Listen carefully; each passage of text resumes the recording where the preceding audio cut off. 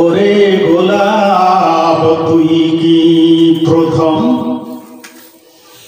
জমেছিলি নবীর কদম, তাই কি রে তোর সুবাস ওরের এতই মধুর লাগে।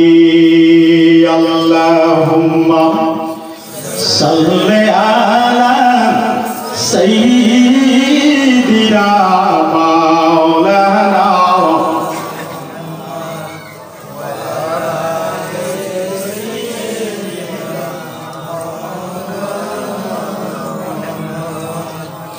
মাননীয়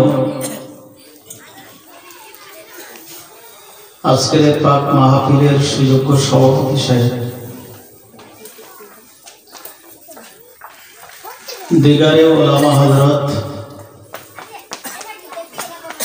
সম্মানীয় এ মহল্লার মসজিদের সুযোগ্য ইমাম সাহেব,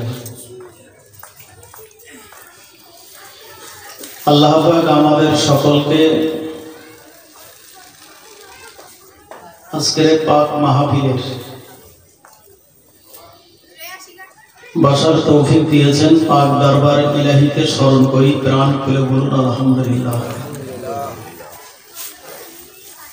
পাশাপাশি স্মরণ রাখি বিশ্বনবী মরুভাস্কর জনাবে মুহাম্মদুর রাসূলুল্লাহ, সকলে বলুন সাল্লাল্লাহু আলাইহি ওয়াসাল্লাম। আমার রাসূলের প্রতি রহিল অসংখ্য দরুদ ও সালাম। দীর্ঘক্ষণ সন্ধ্যার পর থেকে পর্যন্ত বিজ্ঞ আলেমদের মুখ থেকে কোরআন ও হাদিস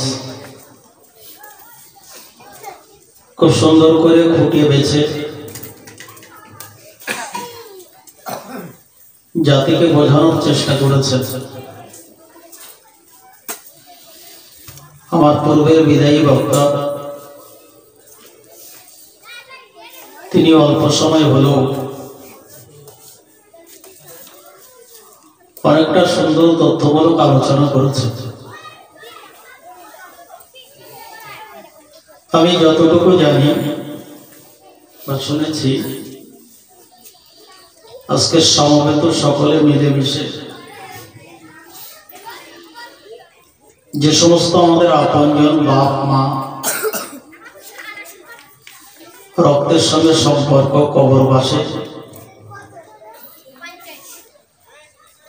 আমাদের চোখের আড়াল হয়ে কবরে চলে গেছে, পাড়া প্রতিবেশী, সেই কবরবাসীদের আত্মরুহের মাগফিরাতের জন্য আজকের পাক সবরসানি ব্যবস্থা করেছেন। এটুকু ধন্যবাদ জানাবো যে সমস্ত মানুষের আমাদের কাছ থেকে পরকালগত হয়ে গেছে, স্মরণ রেখে তাদের আত্মার কল্যাণের জন্য দোয়ার ব্যবস্থা করেছে। এটা প্রশংসনীয়। কারণ অনেক সময় আমাদের কাছ থেকে চলে গেলেও অনেক মানুষ আমরা আছি যাদের বিগত মানুষের কবরে দেওয়ার পর অনেকে মনে রাখি না। সেই সবরসারির কেন্দ্রিক আমিও অন্য কোনো বিষয়ে যেতে পারি না, কেননা যে বিষয়ের উপরে আজকের ব্যবস্থা আমি সেই দিকটাকে সামনে রেখি আগানোর চেষ্টা রাখবো। আপনাদের নেক দোয়া আল্লাহ পাকের মোবারক করছি। আমিও খুঁটে বলছি পবিত্র কালামুল্লাহ শরীফ থেকে ছোট্ট একটা টুকরো আয়াত আপনাদের কাছে পরিবেশন করেছি। আল্লাহ চাইলে আমি কোরআনের আয়াতটাকে সামনে রেখে দুটো কথা বলার আশা রাখছি, বাকি আল্লাহ পাকের মোবারক করছি। একটা জিনিস আমি প্রশ্ন আকারে রাখতে চাইছি, একটা মানুষ যখন ইন্তেকাল হয়, আমার বাপ হোক, আমার মা হোক, আমার ভাই বোন, যেই হোক, মৃত হওয়ারও সাথে সাথে সেই মানুষটার জন্য আমরা কোরআন খতম, কলেমা শরীফ, দান, সাদকা, খায়রাত, সবরেসারি ব্যবস্থা করি। কেন?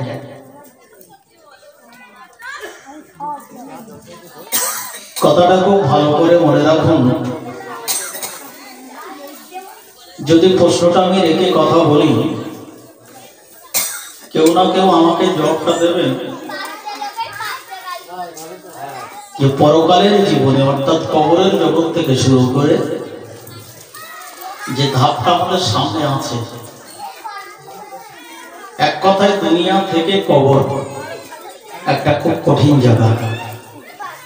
এটাই তো ভাববো নাকি? নামাজ কালাম যা কিছু করছি, কবরের আযাবের ভয়ে, জাহান্নামের আগুনের ভয়ে, তাছাড়া মনে করতো না। তাহলে দুনিয়াটা ছেড়ে যারা কবরে চলে গেছে, সেই ভয়ের একটা জায়গায় তাদেরকে আমরা বন্দী করেছি। তাহলে দুনিয়ার জগৎটা যতটা কষ্টের আছে, তার চাইতে অধিক পরিমাণে কবরের জগৎটা মারাত্মক। এছাড়া তো আমার বোঝার আর কিছু নেই। তবে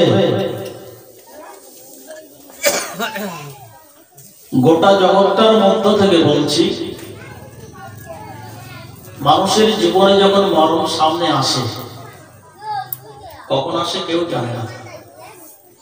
কিন্তু একটা কঠিন রোগ যদি আমার হয়, আল্লাহ না করুক, একটা ক্যান্সার, সকলে জানে ক্যান্সার মানে মরণ, মৃত্যু।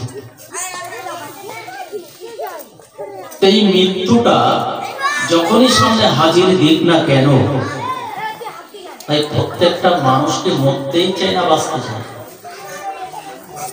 বাঁচতে চায় না?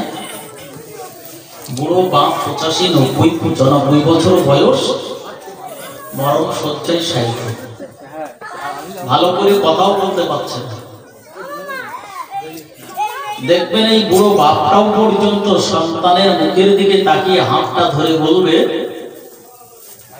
যদি 50,000, 1 লাখ খরচ হয়, 5 কাঠা জমি বিক্রি করে হোক, আমার একটা নার্সিং হোম করে, বলে না? কেন? আপনার একদম মগজ খুলে যাবে। আমি কথাটা কেন বলছি? বিশ্বনবী মুহাম্মদুর রাসূলুল্লাহ সাল্লাল্লাহু আলাইহি ওয়াসাল্লাম হাদিস শরীফে বলেছেন, ইউহিব্বুল ইনসানুল হায়াতা আল মাউতা খায়রুল লিনাফসিহি। নবী বললেন, পৃথিবীর মানুষ বাঁচতে চায়, কিন্তু যারা পৃথিবীতে বাঁচতে চায়, আশা করছে, বেঁচে থাকাটা ভালো বলে মনে করছে, আমি নবী বলছি, আল মাউতা খায়রুল লিনাফসিহি, কিন্তু মরণটা ছিল তার পক্ষে উত্তম, সেরকম ভালো। জোরে বলুন।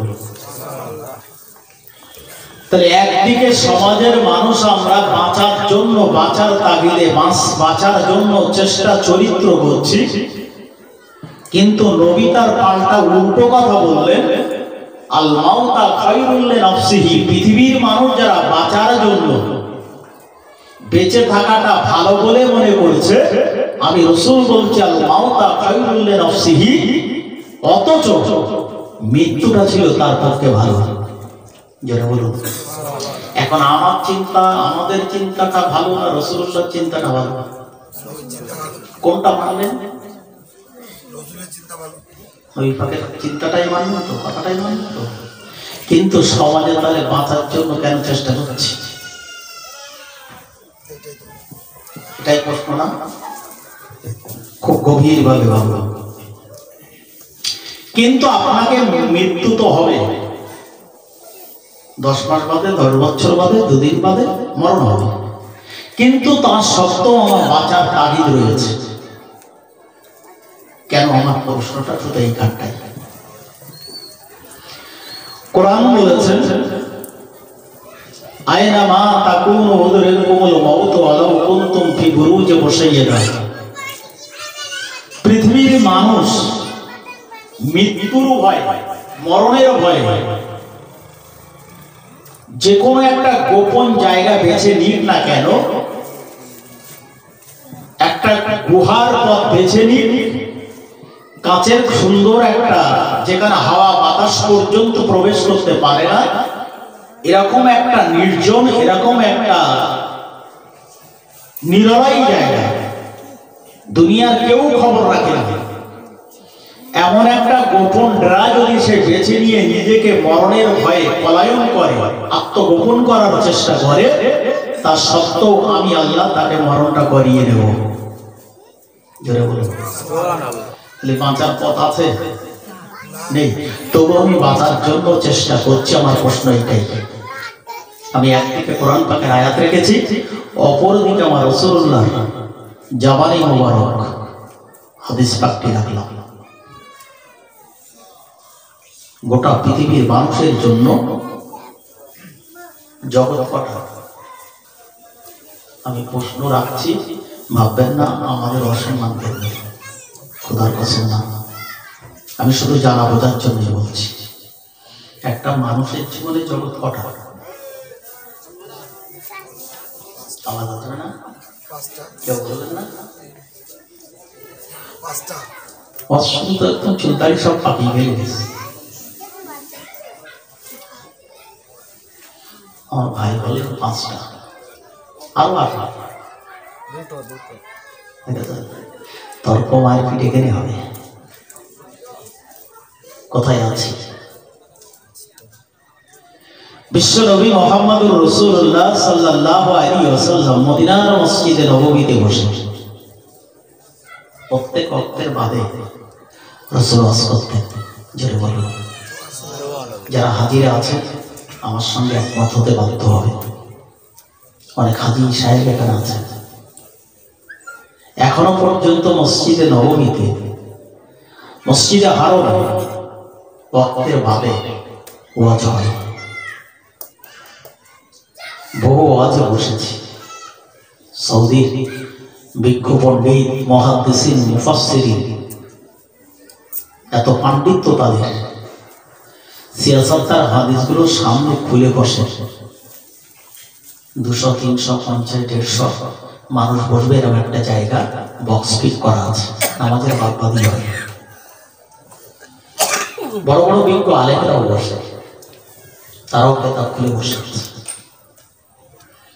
কিন্তু বাঙালিদের পক্ষে তো সম্ভব না, যদিও তারা আরবিতে ওয়াজ করে। বিশ্বাস করুন, আমি খোদা বলা আমাকে মাফ করুক, আপনাদের নেক দোয়া, আল্লাহ পাক আমাকে 4 বার হাসপাতে রেখেছেন। গত বছর অ্যাপ্লাই করেছি, হয়নি, বন্ধ ছিল।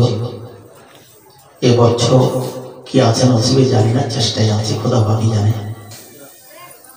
আমার ক্ষুদ্র অভিজ্ঞতা,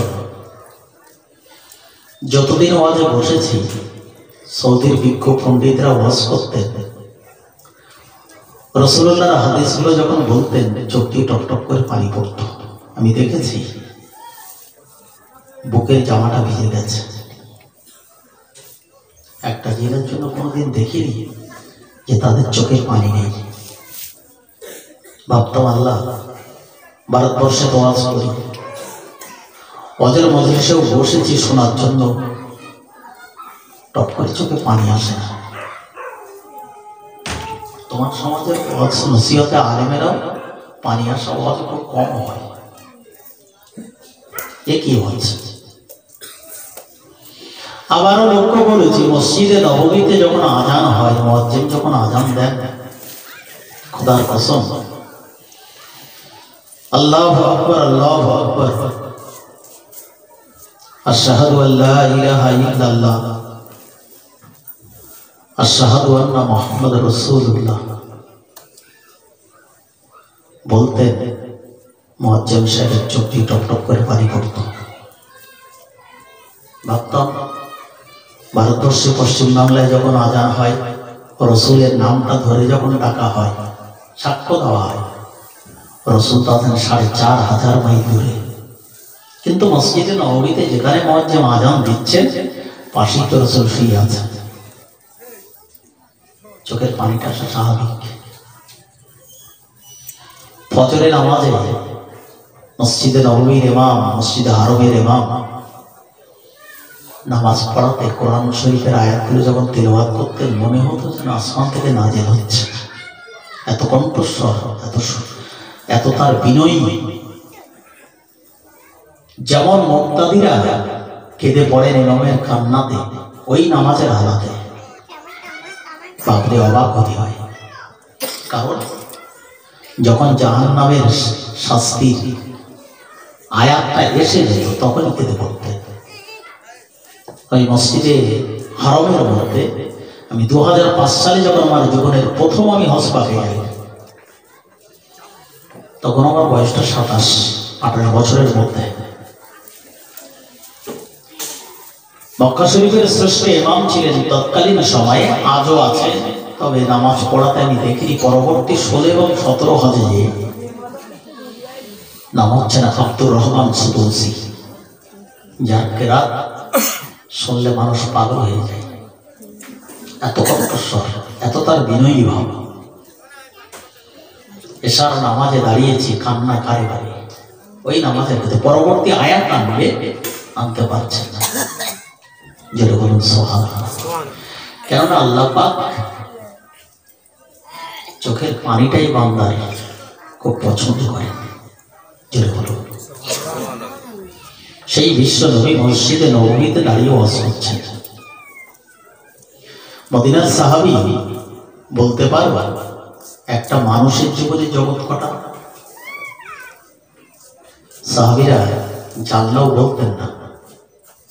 এই জন্য বলতেন না, একটা শব্দই বলে দিতেন, আল্লাহ এবং আল্লাহর নবী সবচাইতে ভালো জানে। জোরে বলুন। এতটা চালাক ছিল তারা, চতুর ছিল, যে আমরা যদি জবাবটা রাসূলুল্লাহর প্রশ্নের জবাব দিই, তাহলে তো নবী আর কথা বলবেন না, উত্তর তো পেয়ে গেছে, তাহলে আমরা আর কিছু শুনতে পাবো না। কিন্তু নবীর ঘাড়ে যদি চাপানো হয়, তাহলে রাসূল নিঃসন্দেহে ওই সঙ্গে আরো দুটো কথা বেশি বলবেন, আমরাও শুনতে পাবো। ছেড়ে বলুন। বিশ্ব নবী যখন এই প্রশ্নের উত্তর আল্লাহ এবং আল্লাহর নবী বেশি জানেন, ভালো জানেন, তখন রাসূল বললেন, একটা মানুষের জীবনে জগৎ হলো 4টে। কটা বললাম? 4টে। খুব কানটা পেতে শোনার চেষ্টা করেন। বিশ্বনবী বললেন, মদিনার সাহাবী, একটা মানুষের জীবনে 4টে জগৎ আছে। আমি নবী বলছি, মানুষ জীবনে একটা জগতের উপরে বেশিক্ষণ থাকতে পারবে না। আমার আল্লাহ পাক একটা জগৎকে তাকে পার করিয়ে নিয়ে আর একটা জগতে তিনি নিয়ে যাবে। কোন মানুষের যদি মরণ হয়, বাংলা ভাষায় তাকে মৃত্যু বলে থাকি। আরবি একটা শব্দ আছে যাকে মউত বলা হয়। ইংরেজি ভাষায় একটা শব্দ আছে যাকে লেট বলে থাকি। ফার্সি ভাষায় একটা শব্দ আছে যেটা সচরাচর আমরা ব্যবহার করি, মানুষটার ইন্তেকাল হয়ে গেছে বলি তো, মানুষটা ইন্তেকাল হয়ে গেছে। আল্লাহর নবী বললেন, এই মদিনার সাহাবীরা, ইন্তেকাল বলি, মউত বলি, মৃত্যু বলি, যেটাই বলি না কেন, ইন্তেকাল শব্দের আবিধানিক অর্থ হলো স্থানান্তরিত হওয়া, অর্থাৎ একটা জায়গা থেকে আরেকটা জায়গায় সরে যাওয়া, এর নাম হলো মরণ। অর্থাৎ 4টে জগতে মানুষের জীবনে স্থানান্তরিত করা হবে, সরানো হবে। মানুষ জীবনে একটা জগতের উপরে বেশিক্ষণ দাঁড়িয়ে থাকতে পারবে না।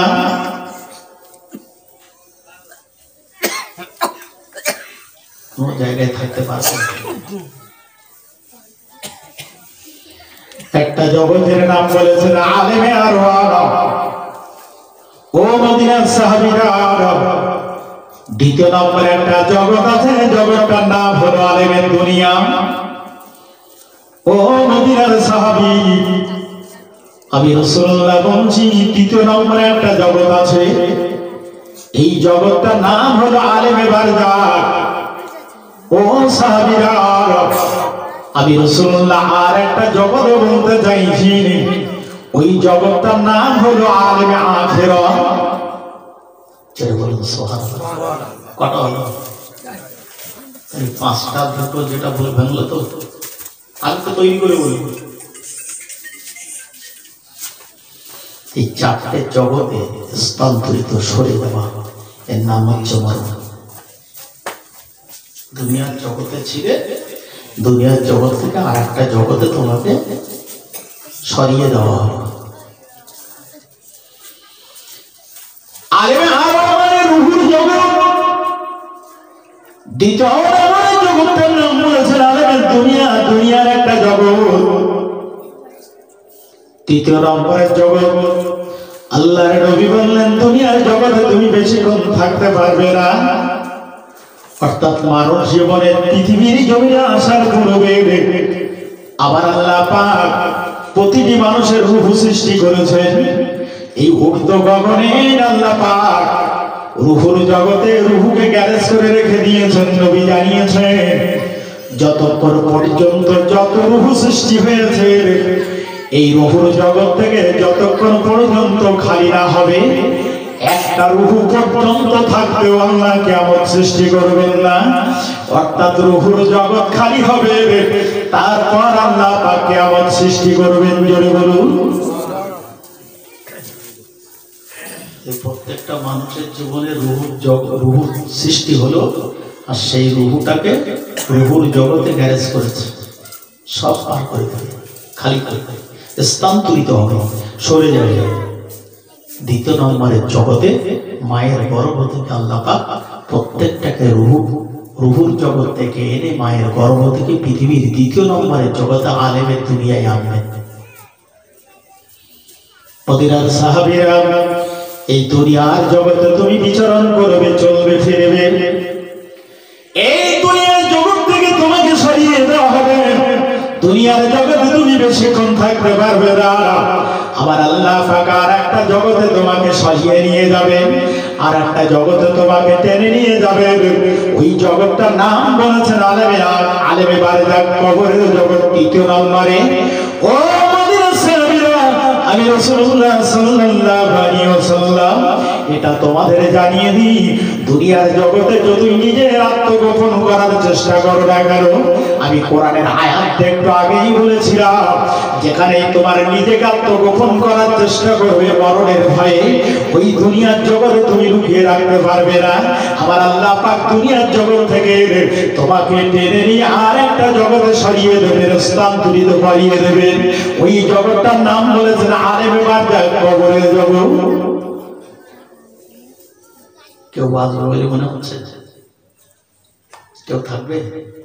কিন্তু আমাদের কৃষ্টি কালচার যেটা, আমাদের ভাব ভঙ্গিমা, আমাদের আচরণ গতিবিধি যেটা, অনেকটা সময় দেখলে মনে হয় দুনিয়াটা ছাড়বে না। সর্ব বিষয়ে একটু এ টু জেড যদি দেখি, পুঙ্খানুপুঙ্খানুভাবে এই দুনিয়ার জগৎটা ছাড়ার ইচ্ছা নেই। কিন্তু একটু আগেই ওয়াজ শুনেছেন, আমার পূর্বের বক্তা মশাই বলছিলেন যে দুনিয়াটা একটা সফর, তাই বলেছে, সফরের জন্য এসেছো, তুমি মুসাফির, তাই বললেন তো নাকি? এজন্য নবী বলেছেন আল মাউতা খায়রুল লিনাফসিহি, মরণটা ছিল তোমার পক্ষে শ্রেয়, ভালো। কিন্তু পৃথিবীতে যারা ইউহিব্বুল ইনসানুল হায়াতা, পৃথিবীটাকে বেঁচে থাকাটা যারা ভালো মনে করেছে, আমি রাসূল বলছি, অথচ তার পক্ষে মরণটা ভালো ছিল। যেটা বলুন সুবহানাল্লাহ। এখন বলুন, বাঁচবেন না মরবেন, কোনটা? বাঁচার ইচ্ছা না মৃত্যুর ইচ্ছা, কোনটা? বিশ্বনবী জানিয়ে দিলেন এই দিকে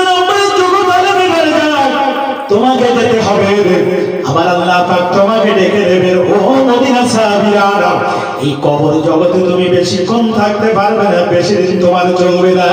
আমার আল্লাহ পাক কবর থেকে আরেকটা জগতে ডেকে দেবে। ওই জগৎটার নাম বলেছেন আলেমে আখিরাত, কিয়ামতে হাসর মাঠ। নবী মুহাম্মদুর রাসূলুল্লাহ সাল্লাল্লাহু আলাইহি ওয়াসাল্লাম জানিয়েছেন, ও মদিনা সাহাবীরা, এবার তোমরা বলো না দেখি, আমি চারটে জগৎ সম্পর্কে যে বিবরণটা তোমাকে দেওয়া হলো, আমি রাসূলুল্লাহ জানতে চাইছেন এই মানব জীবনের চারটে জগতের মধ্যে কোন জগৎটা মানুষের পক্ষে ভয়াবহ, খুব মারাত্মক, সাংঘাতিক ভয়ের একটা জায়গা, কোন জগৎ? যে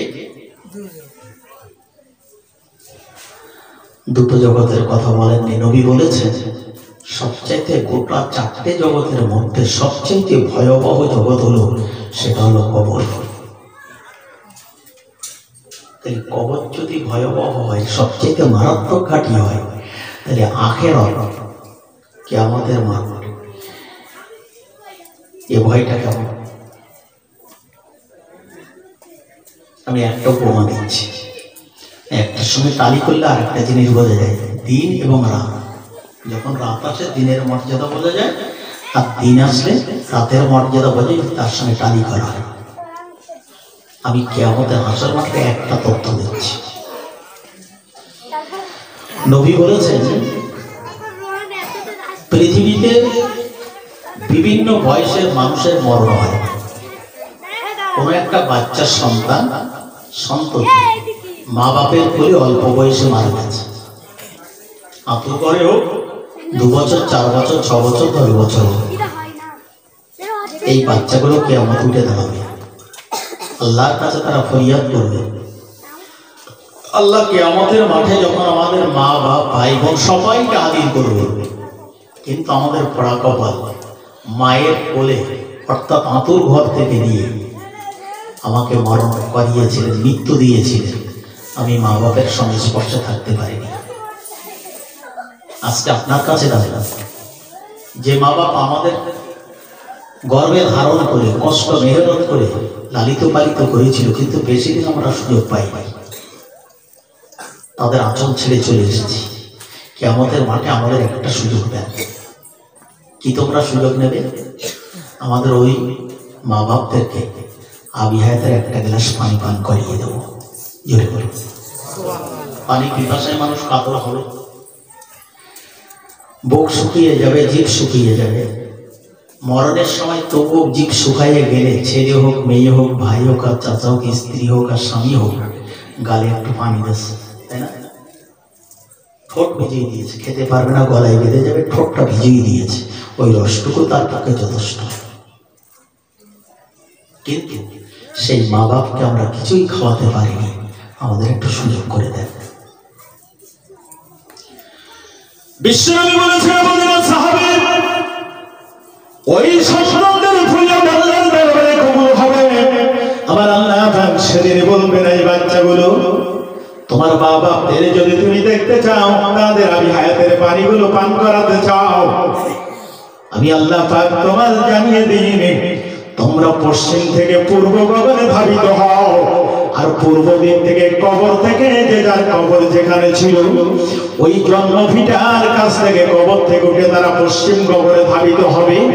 কেননা নবী জানিয়ে দিয়েছেন, কিয়ামতটা আল্লাহ হাসর মাঠ যেখানে সৃষ্টি করবে, ওটা হলো মক্কা মদিনার আংশিক কিছু জায়গা। জোরে বলুন আরাফা সহ, আরাফাতের মাঠ সহ মক্কার মদিনার আংশিক কিছু জায়গা নিয়ে আল্লাহ হাসর করবেন। গোটা আরাফাতের মাঠের দৃশ্য দেখলে অবাক হবে। আমার দৃষ্টি হল, যতটুকু আমার দৃষ্টি শক্তি ভালো আছে, এক প্রান্তর থেকে আরাফাতের আর একটা প্রান্তর পর্যন্ত আমি কোনোদিন তার শেষ সীমা ঠিক করতে পারিনি।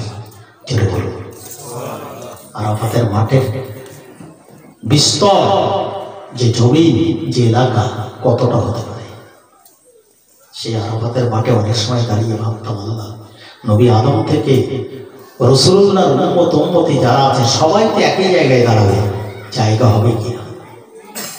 আবার ওখান থেকে মক্কা এবং মদিনার আংশিক কিছু জায়গা নিয়ে আরাফা সহ আল্লাহ কিয়ামত সৃষ্টি করবে। এই মদিনার সাহাবী ওই বাচ্চাগুলো ফরিয়াদ করবে, আমার আল্লাহ পাক সেদিন কবুল করবে।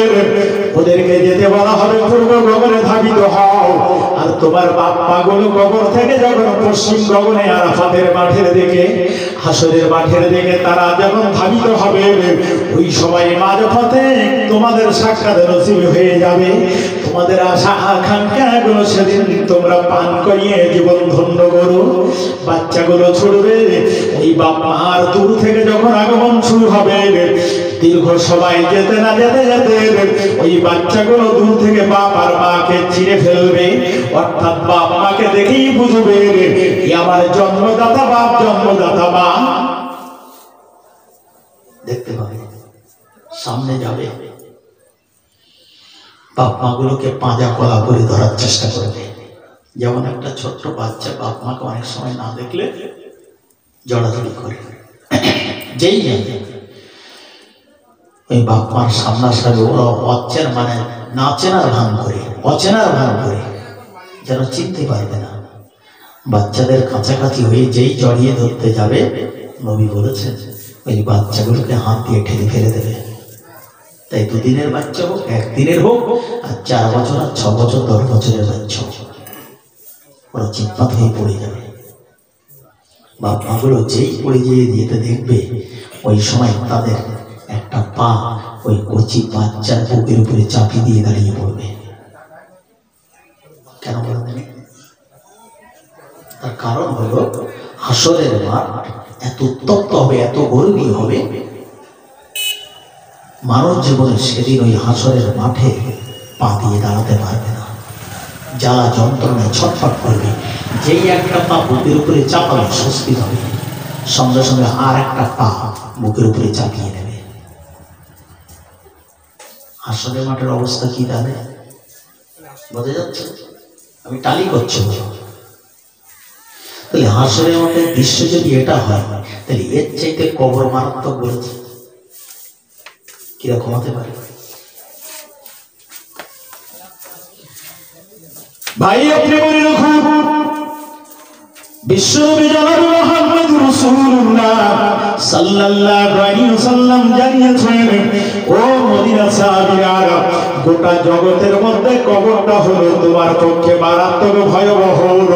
আল্লাহর নবী বলেছেন, মদিনা সাহাবী, আমি রাসূলুল্লাহ তোমাদেরকে জানিয়ে দিই, দুনিয়ার একটা মানুষ যখন তার অত্যন্ত গর্বী হয়, চৈত্র কিংবা বৈশাখ মাসে দ্বিপ্রহর মানুষ গর্বে ছটফট করেছে, গোসল করলে মানুষ একটু স্বস্তি পায়।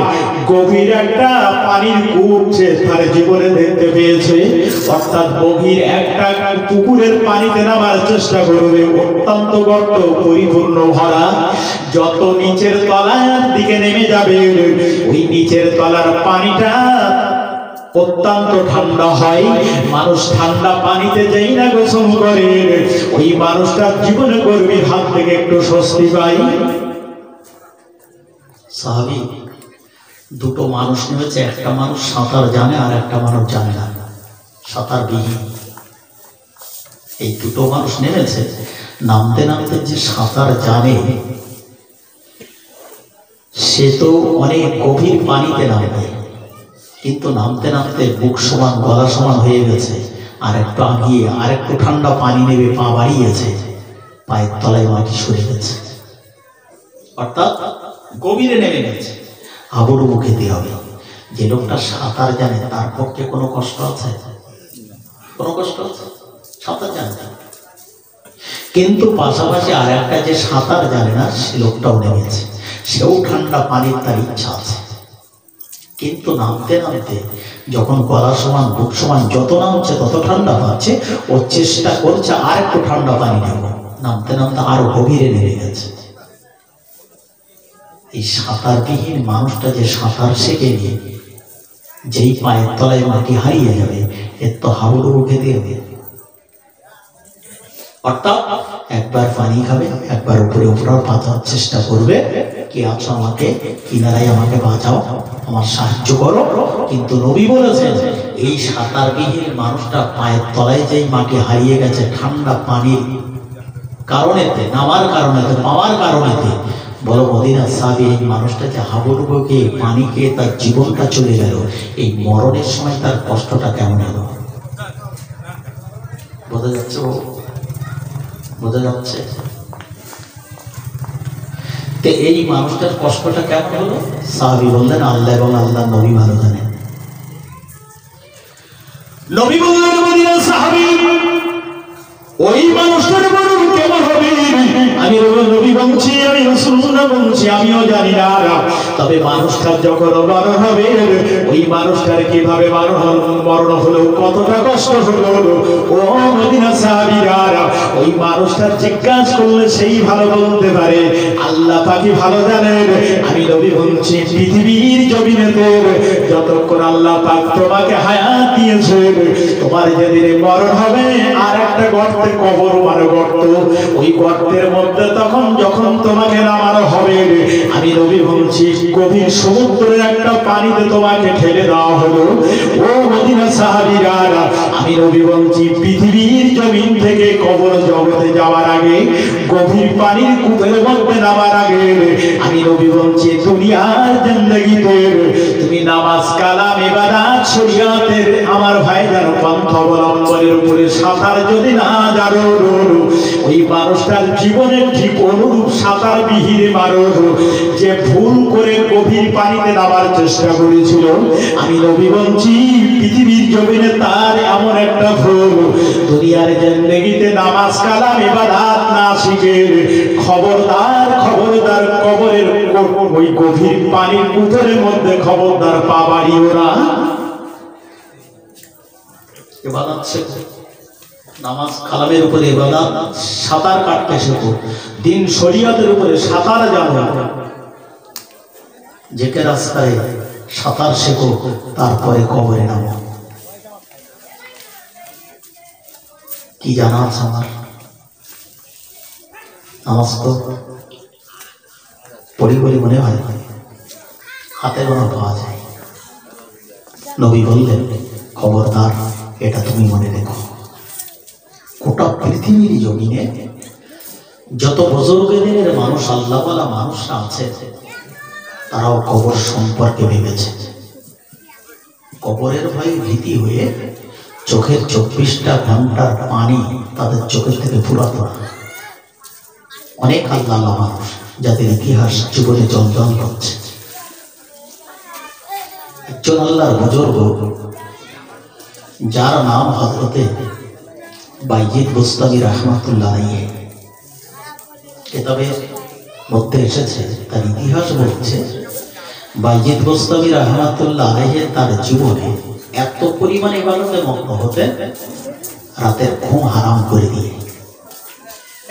বাইজিদ বুস্তামি রাহমাতুল্লাহ আলাইহির পকেটের মধ্যে একটা ডিব্বা থাকতো, ডিব্বা বলে খৈনির ডিব্বা না বলো, এখনকার ছেলেগুলি তো ডিব্বা বললেই তো খৈনি বসবে। এই ডিব্বা থাকতো, ডিব্বার একদিকে থাকতো লঙ্কার গুঁড়োর দানা আর একটা দিকে থাকতো লবণের দানা। বাইজিদ বুস্তামি রাহমাতুল্লাহ আলাইহি যখন আল্লাহর ইবাদত করতেন গভীর রাতে, আল্লাহু আকবার বলে দাঁড়াতেন, এই ইবাদত করতে করতে অনেক সময় গভীর রাত এসে গেলে প্রত্যেকটা মানুষের জীবনে ঘুম এসে যায়, ঘুম এসে যেত। বাইজিদ বুস্তামি রাহমাতুল্লাহ আলাইহি তখন ওই ডিব্বা থেকে হয় লঙ্কের গুঁড়োর দানা নতুবা লবণের টুকরোর দানাগুলো চোখটা টেনে ফেলে দিত। আবার আল্লাহু আকবার, ঘুম আর আসবে? ঘুম ভেঙে যাবে তো। এইখানে আমি তো রাত 2, 2:30, 3টে বাড়ি ফিরি, IPL এর খেলা হচ্ছে, ঘুম এসে যাচ্ছে। কত ছেলেপিলের কানে শুনতে পাই একটু খৈনি ডেবে দে, ক্যারাম বোর্ড খেলছে, ঘুম এসে যাচ্ছে, খৈনি ডেবে দিলে আর ঘুম হবে না, পান দিলে চা দিলে ঘুম কেটে গেল। আল্লাহর বুজুর্গ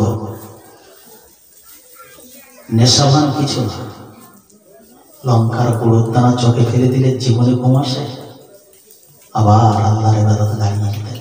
জোরে বলুন। এই মানুষটার কি কবরে সমস্যা হওয়ার কথা বলে মনে হয়? বিপদ হয় বলে মনে হচ্ছে?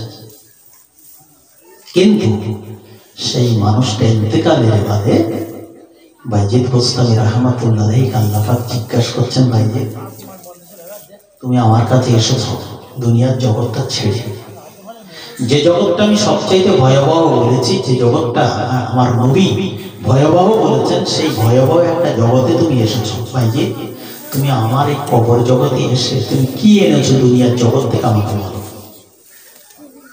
বাইজিদ গোস্তামি রাহমাতুল্লাহ এক বাক্যে বললেন, আল্লাহ গোটা পৃথিবীর জগৎটাকে শেষ করে আমি কবর জগতে তৃতীয় নম্বর আলেমে বারজাকে এসেছি, আমি আপনার কাছে ঈমান নিয়ে এসেছি। কি বললাম? ঈমান নিয়ে এসেছি। খুব বুক ফুলিয়ে বললেন। কথাটা যদি ভুলে থাকেন, বাইজিদ গোস্তামি রাহমাতুল্লাহ আলাইহি খুব ভুল বলেছেন। এত বড় আল্লাহর বদল যার জীবনে ইবাদতের ঘুমের ব্যাঘাত সৃষ্টি করবে বলে তিনি চোখে লঙ্কার গুঁড়ো দানা দিতেন, সেই লোকটার ইবাদত কতটা পরিমাণ হতে পারে? তো যেই বলেছেন বাইজিদ গোস্তামি, সেই আল্লাহ পাক বাইজিদকে বললেন, বাইজিদ তুমি মিথ্যা বলছ, তুমি মিথ্যা বলো। বাইজিদ গোস্তামি অবাক, কি সর্বনাশ! আল্লাহ পাক আমি মিথ্যা বলছি না, আমার জীবনে আমি গোটা সময়টাকে আপনার ইবাদতে আমার জীবন অতিবাহিত করেছি, আমার খাওয়া দাওয়া ঘুম সব কিছু ত্যাগ করে শুধু কবরের আযাবের ভয়ে আমি আপনার ইবাদতে মগ্ন হয়েছি। জোরে বলুন।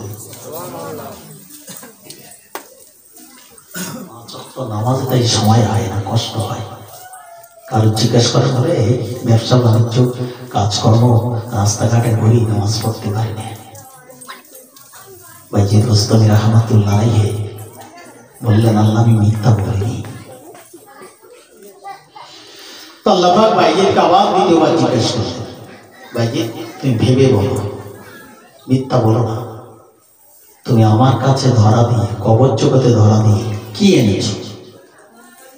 বাইজিদ গোস্তামি রাহমাতুল্লাহ আলাইহি আবার নির্দ্বিধায় বললেন, আল্লাহ আমি ঈমান এনেছি। জোরে বলুন। এই বুকির পাটা আছে তো নাকি? তা না বলে কথা বলতে পারে? আল্লাহ পাক দ্বিতীয়বার বললেন, বাইজিদ তুমি মিথ্যা বলছ। আল্লাহ পাক কি জোর করে বলছেন না সঠিক বলছেন? বাইজিদ গোস্তামি রাহমাতুল্লাহ আলাইহি দ্বিতীয়বারও মিথ্যাবাদী যেই আল্লাহর তরফ থেকে এসে গেল, বাইজিদ ভেঙে পড়েছে। চুক্তি টপ করে পারে পড়ছে, আল্লাহ আমি কি করে বাঁচবো কবরে, যে কবরের ভয় আমি এত কিছু করলাম, আর আজকে আমি ঈমান হারিয়ে এসেছি, ঈমান আনতে পারিনি। তো বাইজিদ গোস্তামি রাহমাতুল্লাহ আল্লাহকে বললেন, আল্লাহ আমি মিথ্যা কথা বলছি, আমি সত্য বলছি। আমার আল্লাহ বাইজিদকে আবারও বললেন, বাইজিদ লাভ চান্স, শেষ সুযোগ, তুমি ভেবে চিন্তে এ টু জেড তোমার জীবনের সবকিছু লক্ষ্য রেখে তুমি বলো আমার কাছে কি নিয়ে এসেছো, এটাই তোমার শেষ সুযোগ। আল্লাহ এবারও যদি মিথ্যা বলো, যা ব্যবস্থা আমি আল্লাহ করবো। বাইজিদ গোস্তামি অঝট হয়ে দেখাচ্ছে। হযরত বাইজিদ গোস্তামি রাহমাতুল্লাহ বলছেন, আমার চোখ দিয়ে পানিটা টপ করে পড়ছে, আমার গোটা জীবনের মধ্যে একমাত্র কবরের আযাবের ভয়ে, জাহান্নামের আগুনের ভয়ে আমার খাওয়া দাওয়া ঘুমগুলো সব ত্যাগ করি আমি বাইজিদ আমার জীবনে ইবাদত বন্দেগী করেছি। আল্লাহ তুমি যাতে খুশি হয়ে আপনার ইবাদতে আমি বাইজিদ সেই জন্য ইবাদতে সর্বসময় মগ্ন থাকতাম। আমার চোখের গভীর রাতে যখন ঘুম এসে যেত, আমি বাইজিদ আমার ঘুমটা ভাঙানোর জন্য আমার ইবাদতে যখন বাধা বিঘ্ন সৃষ্টি হবে ঘুম, আমি বাইজিদ আমার জীবনেতে চোখগুলো টেনে টেনে দুনিয়ার লঙ্কার গুঁড়ো দিয়েছি, যন্ত্রণায় জানাই ছটফট করতাম, একমাত্র কারণ হলো আমার ঘুমটা যেন দূরে সরে যায়। আল্লাহ পাক এর জন্য আপনার ইবাদতে মগ্ন থাকবো, কিন্তু আমার একটা ইচ্ছা, দুনিয়ার জমিন থেকে যে মূল্যবান সম্পদ আমি জোগাড় করবো সেটা হলো আমার ঈমান। পৃথিবীর জমিনে ঈমানটা নিয়ে যদি কবরে ধরা দিতে পারে, আল্লাহ পাক সেই মানুষটাই বেঁচে যাবে পরকালের জীবনেতে। আমি বাইরে সেটা করার জন্য চেষ্টা করেছি। আল্লাহ পাক আমার জীবনে আজকে আমি মিথ্যাবাদী হলাম, আমি মিথ্যা বলছি না না না, আমি বাইরে আমার জীবনে কোনোদিন আমি মিথ্যা আশ্রয় নেইনি। জোরে বলুন। আপনি যখন আমার শেষ সুযোগে বলছেন, শেষ চান্স, বলুন তৃতীয় নম্বরের প্রশ্নটা আমার কি? আল্লাহর আলী ভাই যদি মুস্তাফি রাহমাতুল্লাহ আলাইহি চুপচাপ আমার আল্লাহ ভাইদেরকে আবার জিজ্ঞাসা করলেন, এই ভাইজি শেষ সময় তৃতীয় শেষ তোমার প্রশ্নটা রেখে দেব, তুমি ভেবে চিন্তা আমার উত্তরখানা দেবে, মিথ্যা আশ্রয় দেবে না। বলো তুমি আমার জীবনেতে তোমার গোটা জিন্দগির মধ্য থেকে এই কবর জগতে এসেছো কি নিয়ে আমার কাছে এসেছো? হযরত ভাইজান মুস্তাফি রাহমাতুল্লাহ আবার বললেন, আল্লাহ আমি প্রথম নম্বরে যেটাই বলেছি, দ্বিতীয় নম্বরে যেটাই শব্দ বলেছে, আমি তৃতীয় নম্বরে একই সেই শব্দটাই ব্যবহার করতে চেয়েছি। আমার বুকের বল, আমার সাহস, আমি আপনার কাছে ঈমান নিয়ে কবরে ধরা দিয়েছি। জোরে বলুন। বাইজিদ কবার মিথ্যা কথা বলুন, কথা বলেন, আমার ওয়াজ করাটা সহজ। তিনবার যিনি বললেন আমি জীবনে মিথ্যা বলিনি, তাহলে সেই লোকটা আল্লাহর কাছে মিথ্যা বলছেন। আরে যদি মিথ্যাই বলে, মিথ্যা নাও বলে, বাইজিদ যদি সত্যই বলে, তাহলে আল্লাহ পাক কি বাইজিদের উপর অত্যাচার করছে? তাই তো। আরে আমি চুরি করিনি ভাই, কিন্তু আমাকে পুলিশ প্রশাসন, গ্রামের মানুষ আমাকে দেখে বললো তুই চুরি করেছিস। ভাই শেষ পর্যন্ত আমি করিনি, কিন্তু জনগণের মারির ভয়ে, পুলিশের মারির ভয়ে আমি বলতে বাধ্য হয়েছে আমি করেছি। হয়তো না হয়, তাহলে আল্লাহ পাক কি অত্যাচার করছেন? জবাব আসবে না জানি। কোরআন বলেছে আমি আল্লাহ ন্যায় বিচারক, কারোর উপর অত্যাচার জুলুম করি না। জোরে বলো। আল্লাহ কি অদমঙ্গকারী? তাহলে তিনি অত্যাচার করবেন না, জুলুম করবেন না। আল্লাহর কোরআন আল্লাহ বলেছে, সেই আল্লাহ বাইজিদকে কি চাপ সৃষ্টি করেই বলাচ্ছে? তাও নয়, হতে পারে। তাহলে এখানটাই ধরে নিতে হবে বাইজিদ মিথ্যা কথাই বলছে। কিন্তু এত বড় আল্লাহর মহাক্কে, এত বড় আল্লাহর বুজুর্গ মানুষ, তিনি জীবনে মিথ্যা বলেন না, সেটাও বলছেন। আজকে আল্লাহর সামনে মিথ্যা কথা বলছে, আর দুনিয়ার সবার কাছে মিথ্যা বলে রেহাই পাওয়া যাবে, আল্লাহর কাছে যাবে ও এ ভাই আমি মদ খাই, আর 12টা 1টা 2টো কেউ যাবে না। গ্রামের লোক সবার মরে থাকে ঘুমের ঘরে, আমি অনেকটা ওই মাঠে ঘাটে যে আড়ালে যে মদ খেয়ে বাড়ি আসি। যদি আমার মুখের গন্ধটা শুনে আমার প্রাণের বিবি বুঝতে পারে, তাতেও আমরা অনেক ভালো মন্দ কি ভালো করে পান টান সাজিয়ে সেন্টেন দিয়ে খেয়ে আসি, ও ঘরের বউ জানে না। কিন্তু আপনি বলেন রাত 2টোই খাই আর 1টায় খাই, সেহরিতে খাই, ওই বনে জঙ্গলে নদীর ধারে জলকারের মাঝখানে যেখানে পাই, দুনিয়ার মানুষ কেউ জানে না, আমার ঘরের বউ জানে না, আল্লাহ জানে। জানে কি করে জানে? হ্যাঁ দেখে তো, সেই যদি আল্লাহই দেখে, তাহলে গ্রামের লোকের চোখের আড়ালে আমার ওই নদীর ধারে যে খাওয়া দরকার কি ছিল? আমি সেই যখন বাঁচতেই পারবো না, রাল করতে পারবো না স্রষ্টার কাছে, তাহলে আমার তো যাওয়ার দরকার ছিল না। তো তাহলে এটা যেটা আমি দিয়েছি, যেটা আমি করেছি, সেটা গ্রামের মানুষের মাতব্বরদের ভয়ে, বাপের ভয়ে, স্ত্রীর ভয়ে, এই তো, এছাড়া অন্য কিছু নেই। মক্কাবাসীরা রসুলকে জিজ্ঞাসা করে বলেছিল, ইয়া রাসূলুল্লাহ, মুহাম্মাদুর রাসূলুল্লাহ, আপনি বলুন আল্লাহ যে সব দেখে, মানুষ কি করে না করে, রাতের অন্ধকারে গোপনে কোনো গোপন বেড়ায়, আপনি বলছেন আল্লাহ সব খবর রাখে, সব জানে, আপনার আল্লাহ কোথায় আছে? কাকে জিজ্ঞাসা করছে? নবীকে। মক্কার বেঈমানেরা, ভাই এরকম লোক তো আছে না নেই? আমাদের কাছে কত প্রশ্ন আসে জানেন? রাসূল অবাক, কি সর্বনাশ, এবার জবাব দেবো কি করে? রাসূল বারবার তাকাচ্ছিলেন আসমানে। এই প্রশ্নের জবাব দেবো কি করে? আপনি জবাব যদি দিতে পারেন তাহলে বুঝবো সত্য নবী। কিন্তু নবী তো নিজস্ব কোনো কথা বলেন না যতক্ষণ আল্লাহর তরফ থেকে না আসে। বিশ্ব নবী সেই সময় তাকাচ্ছিলেন আল্লাহর কাছে, জবাব না দিতে পারলে এদের কাছে অসম্মানিত হলো। এটাও তো ঠিক, আল্লাহ দেখেন যখন, কোথায় দেখেন, কোথায় থেকে দেখেন, এটাও তো দেখা বোঝার বিষয় আছে। হযরত জিবরীল আলাইহিস সালাতু ওয়াস সালাম রাসূলুল্লাহ দরবারে এসে, আসসালামু আলাইকা ইয়া রাসূলুল্লাহ।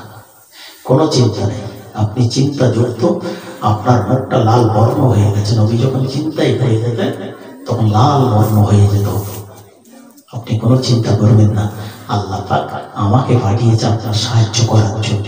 জোরে বলুন হে নবী, ওই মক্কা শরীফের বেঈমান মুশরিকদেরকে আপনি জানিয়ে দেন, ওরা বেঈমানেরা প্রশ্ন করেছে আপনার আল্লাহ কোথায় আছে? সব যখন দেখেন সব যাবেন, আপনার আল্লাহ কোথায় আছে? ও নবী মুহাম্মদুর রাসূলুল্লাহ, আমি জিবরিল, আমি আপনার কাছে এসে হাজিরা দিয়েছি। আপনার বন্ধু প্রিয় আল্লাহ পাক আপনাকে জানিয়ে দিয়েছেন, আপনি শুধু মক্কার বেঈমান মুশরিকদের প্রত্যুত্তরে জানিয়ে দেন আল্লাহু লিহুব্বিল আলিম। ওরা যখন প্রশ্ন করেছে আল্লাহ তোমার কোথায় আছে, সব দেখেন সব জানেন সব শরীর, আপনি বলুন আল্লাহু লিহুব্বিল আলিম। আল্লাহর নবী মুহাম্মদুর রাসূলুল্লাহ ওই মক্কার বেঈমান মুশরিকদের প্রত্যুত্তরে জানিয়েছিলেন আল্লাহু লিহুব্বিল আলিম। ও মক্কার বেঈমান মুশরিকেরা, আমার আল্লাহ পাক কোথায় আছে প্রশ্ন করেছো, আমি নবী জানিয়ে দেই, আমার আল্লাহ জানিয়ে দিয়েছেন, আমি মুহাম্মদুর রাসূলুল্লাহ তোমাদের জানিয়ে দিন, একটা মানুষের ঘাড়ের শিরা যতটা নিকটবর্তী আছে, আমি আল্লাহ পাক তারও চাইতে মানুষের জীবনের নিকটবর্তী আছি। কোথায় আছে? একটা ঘাড়ের শিরা একটা মানুষের কত কাছে হতে পারে? তারও চাইতে আমি আল্লাহ প্রতিটি মানুষের কাছে আছি। যারা বলুন তাহলে রাত দুটোই হলো দেখবে তো না দেখবে? ঘরের মধ্যে জানলা দরজা দিয়ে হবে, তাও দেখবে তো? তাহলে আমি মানুষের ভয়ে কেন লুকোতে দিলাম? বাইজিদ গোস্বামী রাহমাতুল্লাহ আলাইহি বড় ফাসাদে পড়ে গেছে। আমি মিথ্যাবাদী, 3 বার মিথ্যা কথা বললাম, কিন্তু আমার যে বুকের পাটা আছে, সাহস আছে, আমার জীবনে গোটা জীবনটার মধ্যে আমি আল্লাহর ইবাদত করেছি, আল্লাহকে চেনার জন্য, আল্লাহকে রাজি করার জন্য, আর সেই বাইজিদ আজকে মিথ্যাবাদী হয়ে গেল। বাইজিদ গোস্বামী কাঁদছি, আল্লাহ আমার উপায় কি হবে, আমি কবরে কি করে বাঁচব? হযরত বাইজিদ গোস্বামী রাহমাতুল্লাহ আলাইহি কাঁদছিলেন, বুকের চোখের পানিতে বুক তারা ভেসে চলেছিল। আল্লাহ পাক ওই সময় বাইজিদকে বললেন, বাইজিদ তুমি কাঁদবে না, চোখের পানি ফেলবে না, আমি আল্লাহ পাক চোখের পানি বান্দার জন্য খুব ভালোবেসে থাকি। ও বাইজিদ, দুনিয়ার জিন্দেগিতে কেঁদেছিলে, কিন্তু আজও তুমি কবর জগতে তোমার চোখের পানি আমাকে দেখতে হয়। আমি আল্লাহ পাক ও বাইজিদ তোমার চোখের পানিটাকে কবুল করে নিয়ে আমি ভালোবেসে নিয়ে তোমার একটা কথা জানিয়ে দিয়ে তোমার জীবনে ঈমানটা হারিয়ে এসেছো, তুমি ঈমান নিয়ে এসেছো, বারে বারে বলেছো আমি আল্লাহ পাক বলছি মিথ্যা কথা বলছো, অর্থাৎ ঈমান নিয়ে আসতে পারোনি। ওরে বাইজিদ একটা কথা মনে রাখো, তোমার ঈমানটা কখনো হারিয়ে ফেলেছো। আল্লাহর ওলি, আল্লাহর বুজুর্গ বাইজিদ বলেছিলেন, আল্লাহ আমার তো মনে পড়ে না কখন আমি আমার ঈমানটাকে হারিয়ে বসেছিলাম। আমি যদি বুঝতাম বারবার এই কথা বলতাম না। আমি তোমার স্মরণ করিয়ে দিই, তোমার মনে নেই, তুমি বান্দা হিসেবে ভুলে যেতে পারো, কিন্তু আমি আল্লাহ তোমার গোটা জীবনটা রেকর্ডিং আমার কাছে আছে। মেমোরি মুছে যাবে, আল্লাহ পাকের যেটা আমার গোটা জীবনটা হিসাব নিকাশ আল্লাহ মুছে রাখবে, মুছে যাবে কখনো নয়।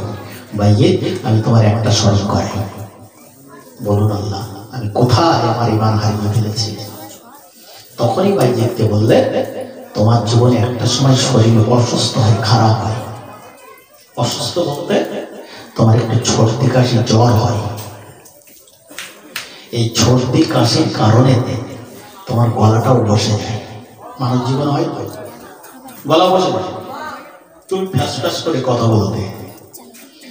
অসুস্থ বলে মানুষ তোমাকে ভালোবাসে, তোমার ভক্ত অনুরক্ত, তোমার বাড়িতে আত্মীয় আপনজন পাড়া প্রতিবেশীরা সবাই দৌড়দৌড়ি করে, হুজুরের শরীর খারাপ দেখে আসি।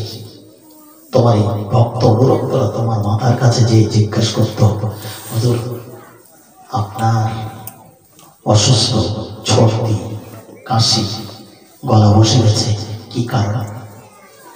ভাইজি তুমি কি বলেছিলে? আল্লাহ আমার মনে পড়ছে না। তখনই আল্লাহ পাক বললেন, তুমি সেই সময় ভক্ত অনুরক্তদের কাছে বলেছিলে আমার এই গলা বসা, সর্দি, এটা যেটাই দেখছো, আমি একটা সময় ঠান্ডা 1 গ্লাস পানি কিংবা ঠান্ডা 1 গ্লাস দুধ পান করেছিলাম।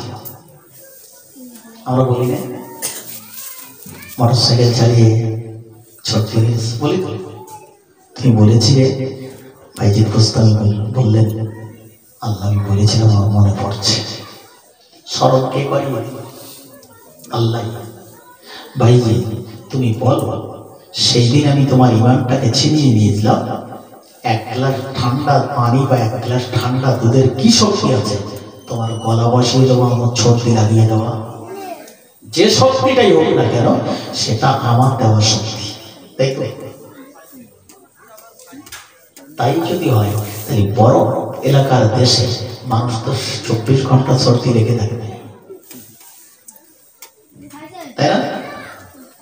ভাইজি সেই দিন তুমি আমার শক্তির সঙ্গে ঠান্ডা পানি বা ঠান্ডা দুধের সঙ্গে সামঞ্জস্য করেছ, অর্থাৎ তুমি শিরকি করেছ, যে কারণে সেদিন তোমার ইমানটা আমি ছিনিয়ে নিয়েছিলাম।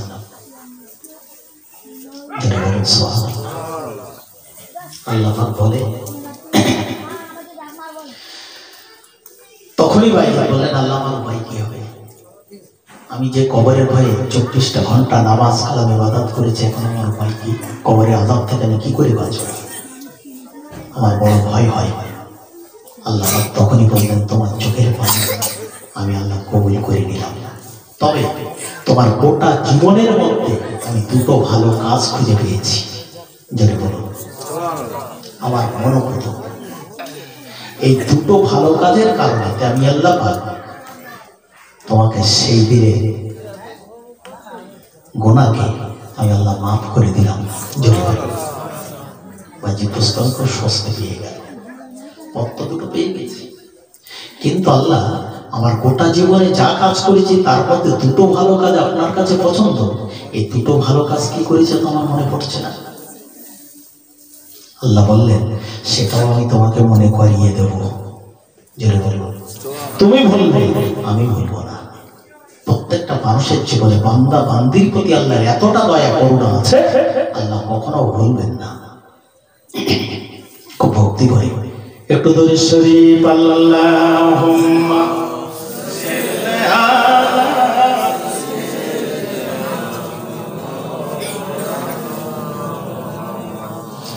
ওয়া আলা আলি সাইয়্যিদিনা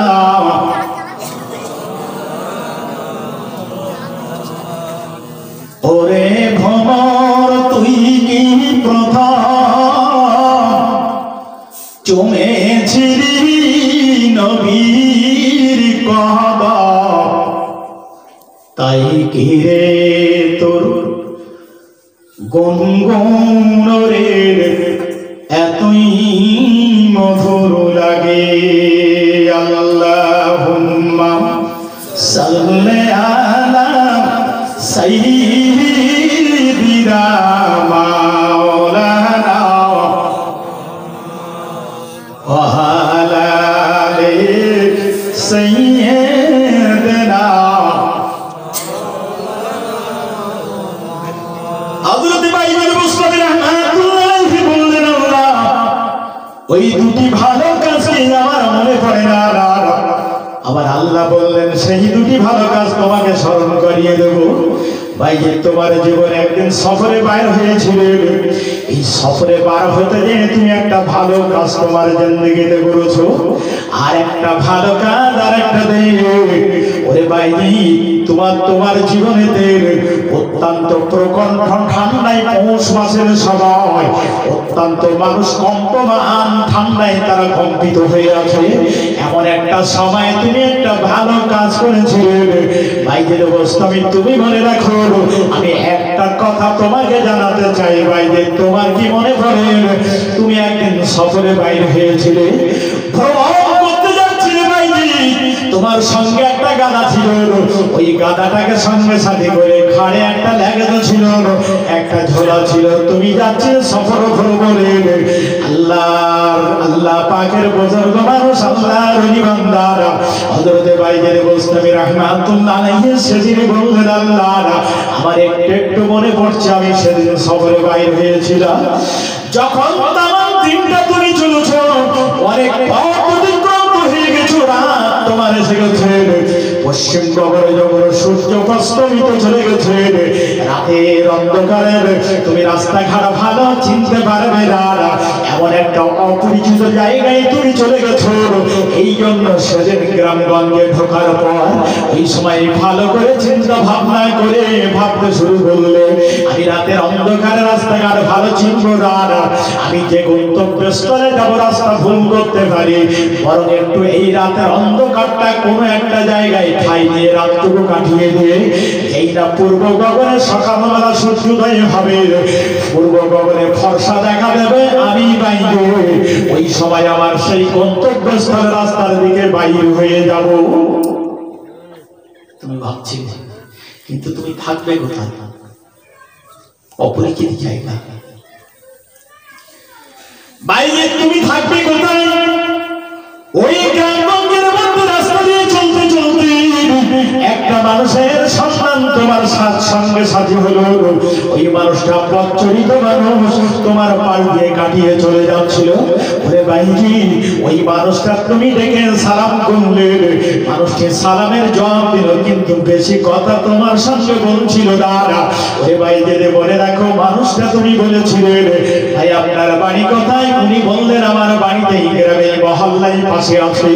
ভাইজি তুমি সেদিন মানুষটাকে বলেছিলে আমি সফরে বেরিয়েছি, ভ্রমণে বেরিয়েছি, আমি রাতের অন্ধকার রাস্তা ভালো চিনতে পারবো না, আমি এই রাতটুকু কাটানোর জন্য একটা ঠাই নেবার মতো জায়গা দরকার। ভাই আপনার বাড়িতে একটুখানি আমাকে একটু ঠাই দেবে রাতটুকু, আমি সকাল ফরসা হলে আবার আমার গন্তব্যস্থলে চলে যাব। লোকটা শুনে ভেবে দেখলাম এত বড় একটা বুজুর্গ মানুষ, আলেম মানুষ দাবি করেছে, না করিনি, এক বাক্য বলে হুজুর আমার বাড়িতে আসো, ছেড়ে বলল। এটা তো মানুষের ভালো একটা আচার নাকি? মানুষটা ডেকে নিয়ে গেল। তুমি বাইজিদ বললে আপনি আমি চলুন, আমি পিছনে যাচ্ছি। বাইজিদ তোমার সঙ্গে সাথে গাদাটা ঘুরিয়ে দিলে, ওই মানুষটার পিছনে ধাবিত হয়ে গেলে, ঠিক মানুষটার বাড়ির সামনে যেখানে গেলে একটা প্রাচীর আছে, পাঁচিল দেওয়া আছে, গেটের সামনে তুমি দাঁড়িয়ে পড়লে। ওই সময় মানুষটির সামনে চলে গেল, একটুখানি দাঁড়া, আমি বাড়িতে আপনার জন্য একটা বন্ধ ব্যবস্থা করে নিয়ে থাকার জন্য জায়গা ঠিক করে নি। বাইরে তুমি সেখানে দাঁড়িয়েছিলে, কিন্তু মানুষটি জায়গা ঠিক করার পর তোমাকে ডাকছিল, তুমি বললে আমি যেতে পারছি না, একটুখানি আগে আসো। আপনি দাঁড়িয়ে আছেন কেন? আমি তো আপনাকে ডাকছি। বাইজিদ বুস্তামি রাহমাতুল্লাহ আলাইহি বললেন, শুনুন ভাই, আমাকে ডাকছেন ঠিক আছে, কোনো কথা নয়, আমি যাব অবশ্যই, কিন্তু আমার একটা জায়গায় বড় বাধা বিঘ্ন সৃষ্টি আছে। কি বাধা বিঘ্ন একটুখানি বললেন? বলে আমি তো আমার থাকার জন্য আপনার ঘরে একটা অনুমতি চেয়েছিলাম, আপনি মাথা নেড়ে মুখের ভাষায় বললেন আপনি আমার কাছে থাকতে পারবেন, কিন্তু ভাই আমার সঙ্গে একটা গাধা আছে, এই গাধাটাও তো আপনার জায়গায় থাকবে বটে, এই জন্য গাধার অনুমতি চাইনি বলে আমি শরিয়াতের খেলাফ করতে পারবো না, বরং আমার থাকার জন্য অনুমতি চেয়েছিলাম, থাকতে অনুমতি দিয়েছে, কিন্তু আমার সঙ্গে একটা গাদা আছে, গাদাটাও থাকবে, এই অনুমতি চাইনি বলে আমি যেতে পারছি না। ধরে বলুন শরিয়াতের কতটা খুব তীক্ষ্ণ দৃষ্টিভঙ্গি রেখে তিনি দাঁড়িয়ে আছেন বলতে পারেন। বরযাত্রী যাবে 10 জন, 50 জন বলে দিলে, এটাই তো সত্য। লেখাপড়া সব ঠিক আছে, গেছি 60 জন 62 জন, ঠিক হয়েছে আমার? ঠিক কতটা শরীয়ত সম্পর্কে সচেতন। আমার গাদাটা থাকবে ভাই, আমার অনুমতি চেয়েছিলাম থাকার, কিন্তু আমার গাদা থাকবে, আমি বিনা অনুমতিতে আমার গাদাটা রাখবো কোথায়? সেই লোকটার কবরে আযাব হবে, বোঝা যাচ্ছে বাবু? আযাব হতে পারে, কিন্তু তবু আল্লাহ বললেন তুমি মিথ্যা কথা বলছো। তো বাড়ির মালিক বলল, হুজুর আসেন, আপনার যদি থাকার জায়গা হয়, গাদার হবে, গাদা তো আর ঘরে থাকবে না, উঠোনে থাকবে, তবু আমার অনুমতি চাই। গরুর বিশ্রি হয়ে গেছে, খুব টানাটানি সমস্যার সময়, কারণ ঘরে বিশ্রি নেই। পাশে হাজি সাহেবের বাড়ি, আমি জানি আমি 5 ঘন্টা বিশ্রি ছিল, আমাকে না বলবে না। আমি যেই বললাম ভাই এসে আমার 5 ঘন্টা বিশ্রি দিতে, গরুগুলো না খেয়ে গেছে। আমি যে 87 মানুষ, তো আমি আর ঘুরে টুরে দেবো কি, ওই টালতলা গাদা আছে, ওখান থেকে টেনে নাও। কতটা বলেছি? 5 ঘন্টা। আজি সাহেব আসেনি, ফিরেও তাকায়নি, জানি ভালো। 5 ঘন্টার জায়গায় 7 ঘন্টা নিয়ে এমন করে এই টেবিলেছি, 5 ঘন্টার চাইতে কম মনে হচ্ছে। ঠিক করেছি? ঠিক করলাম? কৈফিয়ত দিতে হবে না? যদি গাধা অনুমতি না আছে, তিনি ভাবেন আমার গাধাটা থাকবে কোথায়, আমি অনুমতি নেইনি বলে আমি যেতে পারছি না, তাহলে আমার দ্বারা কি 5 ঘন্টার জায়গায় কি 7 ঘন্টা নেওয়া যাবে? করছি তো না করি তো। বাইজিদ বোস্তামি রাহমাতুল্লাহ আলাইহি অনুমতি পেলেন, চলে গেলেন। বাড়ির একটা কামরা বলে, যেটা আমরা সচরাচর বারান্দায় ঘেরা আছে, হুজুর এখানে থাকে, বিছানা কাটা যতবার দরকার দিয়েছে। বাইজিদ বোস্তামি সে বললেন, লোকটা এই যে শুতে দিয়ে চলে গেল ঘরের মধ্যে, আর ঘর থেকে বার হলো না। তামাম বাইজিদ বোস্তামি রাহমাতুল্লাহ ভাবছে, আমি এসেছি একটা মেহমান, 1 গ্লাস পানি দরকার হতে পারে, 1 লোটা পানির দরকার হতে পারে, একটু খাদ্যের দরকার, মেহমান যখন নাকি মুসাফির মানুষ, আমাকে দেখে বলবে, জিজ্ঞাসা করবে, আমি জানি ঘরের মধ্যে কাছে স্ত্রী আছে, গিন্নি আছে, তার সঙ্গে আলোচনা করে নিয়ে আসবে। কিন্তু সেই যে চলে গেল, তামাম রাতের মধ্যে আমার সঙ্গে ওই বাড়ির মালিক আর কথা বললো না, দেখা হলো। আমি বাইজিদ তামাম রাতটা আমার ঘুম হলো না, ওই চিন্তায়, আমার কাছে কিছুই নেই। ভাবতে ভাবতে সকাল হয়ে গেল, ফজর হয়ে গেল, কিন্তু আমি যে ভাববো যে লোকটা ঘুমিয়ে পড়েছে, তাও না। আমি তামাম রাত জেগে, আর তামাম রাতটা আমি দেখছি স্বামী স্ত্রী ঘরের মধ্যে গল্প করছে, কথা বলছে। লোকটা খুব ভালো বলে মনে হচ্ছে। একটা মেহমানকে বাড়ি রেখে এরকম করা যায়? আমি বাইজিদ আমার মনের ব্যথা, দুঃখ, বেদনায় তামাম রাত না ঘুমিয়ে ঠিক ফজরে রক্ত হয়ে গেছে, আমি বেরিয়ে পড়েছি, নামাজটা আদায় করে বেরিয়ে গেছি।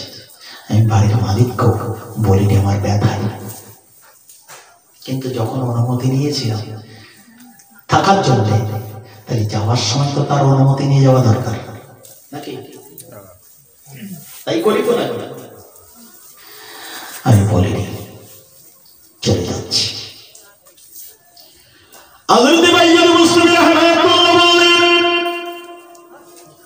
ওই গ্রামের পথ দিয়ে চলছিলাম, একটু ফর্সা মতো হয়ে গেছে। কটা কদম যেই না বাড়ির থেকে বেরিয়ে পড়লাম আমার গাদাটার সঙ্গে সাথী করে। কটা কদম আগিয়ে যাবার পর একটা মানুষ দেখতে পেলাম রাস্তা দিয়ে ওই জায়গায় চলছে। আমি ওই ছেলেটাকে ডেকে দাঁড় করালাম, ভাই বাড়ি কোথায়? আমার এই মহল্লায় গ্রামে বাড়ি। এখানে যদি আপনার বাড়ি হয় আমি অমুকের বাড়িতে মেহমান হিসেবে রাতটুকু কাটিয়ে দিলাম। ভাই ওই মানুষটার সম্পর্কে আপনার কি কোনো জানা আছে কে হয়? ছেলেটি বললেন, হুজুর ও আমার চাচাতো ভাই হয়, আমার পাড়া প্রতিবেশী হয়, যার বাড়িতে আপনি তামাম রাতটা কাটিয়েছেন। অত্যন্ত ভালো মানুষ। ওই মানুষটার মতো মানুষ মনে হয় আমাদের গ্রামে বসবাস হয় না। জোরে বলুন সুবহানাল্লাহ। ভাই যদি বুঝতে পারে ধমকে দিলেন, তুমি কি বলছো? ওই মানুষটা এত ভালো বলছো আমার কাছে অত্যন্ত খারাপ। এমন খারাপ মানুষ হতে পারে না। ভাই যদি বুঝতে পারে রাহমাতুল্লাহ যাইরা বললেন, হুজুর আপনি ওই ছেলেটার ওই মানুষটার খারাপ বলবেন না। গোটা গ্রামের মধ্যে এমন ভালো মানুষ আর আমাদের দ্বিতীয় বলে মনে হয় না। ভাই যদি বুঝতে পারে রাহমাতুল্লাহ বললেন, ও বাবা তুমি কেমন ভালো বলো? আমার কাছে অত্যন্ত খারাপ লেগে গেছে। বলে হুজুর কি হয়েছে একটুখানি বলবে? বললাম একটা কথা তুমি মনে রাখো, ওই মানুষটার মেহমানদারি আমাকে নিয়ে গেছে মেহমানদারি করবে বলে তামাম রাতটা থাকবো, রাত কাটিয়ে দেব। কিন্তু মানুষটি এত দুর্ব্যবহার আমার সঙ্গে করে অবাক হয়ে গেলাম। আমার মেহমানদারি করার জন্য নিয়ে গেল আমার কামরার মধ্যে, ঘরের পাশে ঘেরা বেড়াটা থাকতে দিল। কিন্তু একবার আমার সব ব্যবস্থা করে চলে গেল। তামাম রাতের মধ্যে একটাবার আমার সঙ্গে সাক্ষাৎ করলো না। একটা গ্লাস পানি খাবো, একটা লোটা পানি দরকার, একটু খাদ্য দরকার, একটাবার আমার খোঁজ নিল না। আমি সেই মানুষটার তামাম রাত আমার ঘুম হয়নি। আমি এই জন্য মানুষটার খুব ভালো বলে মনে করতে পারি না।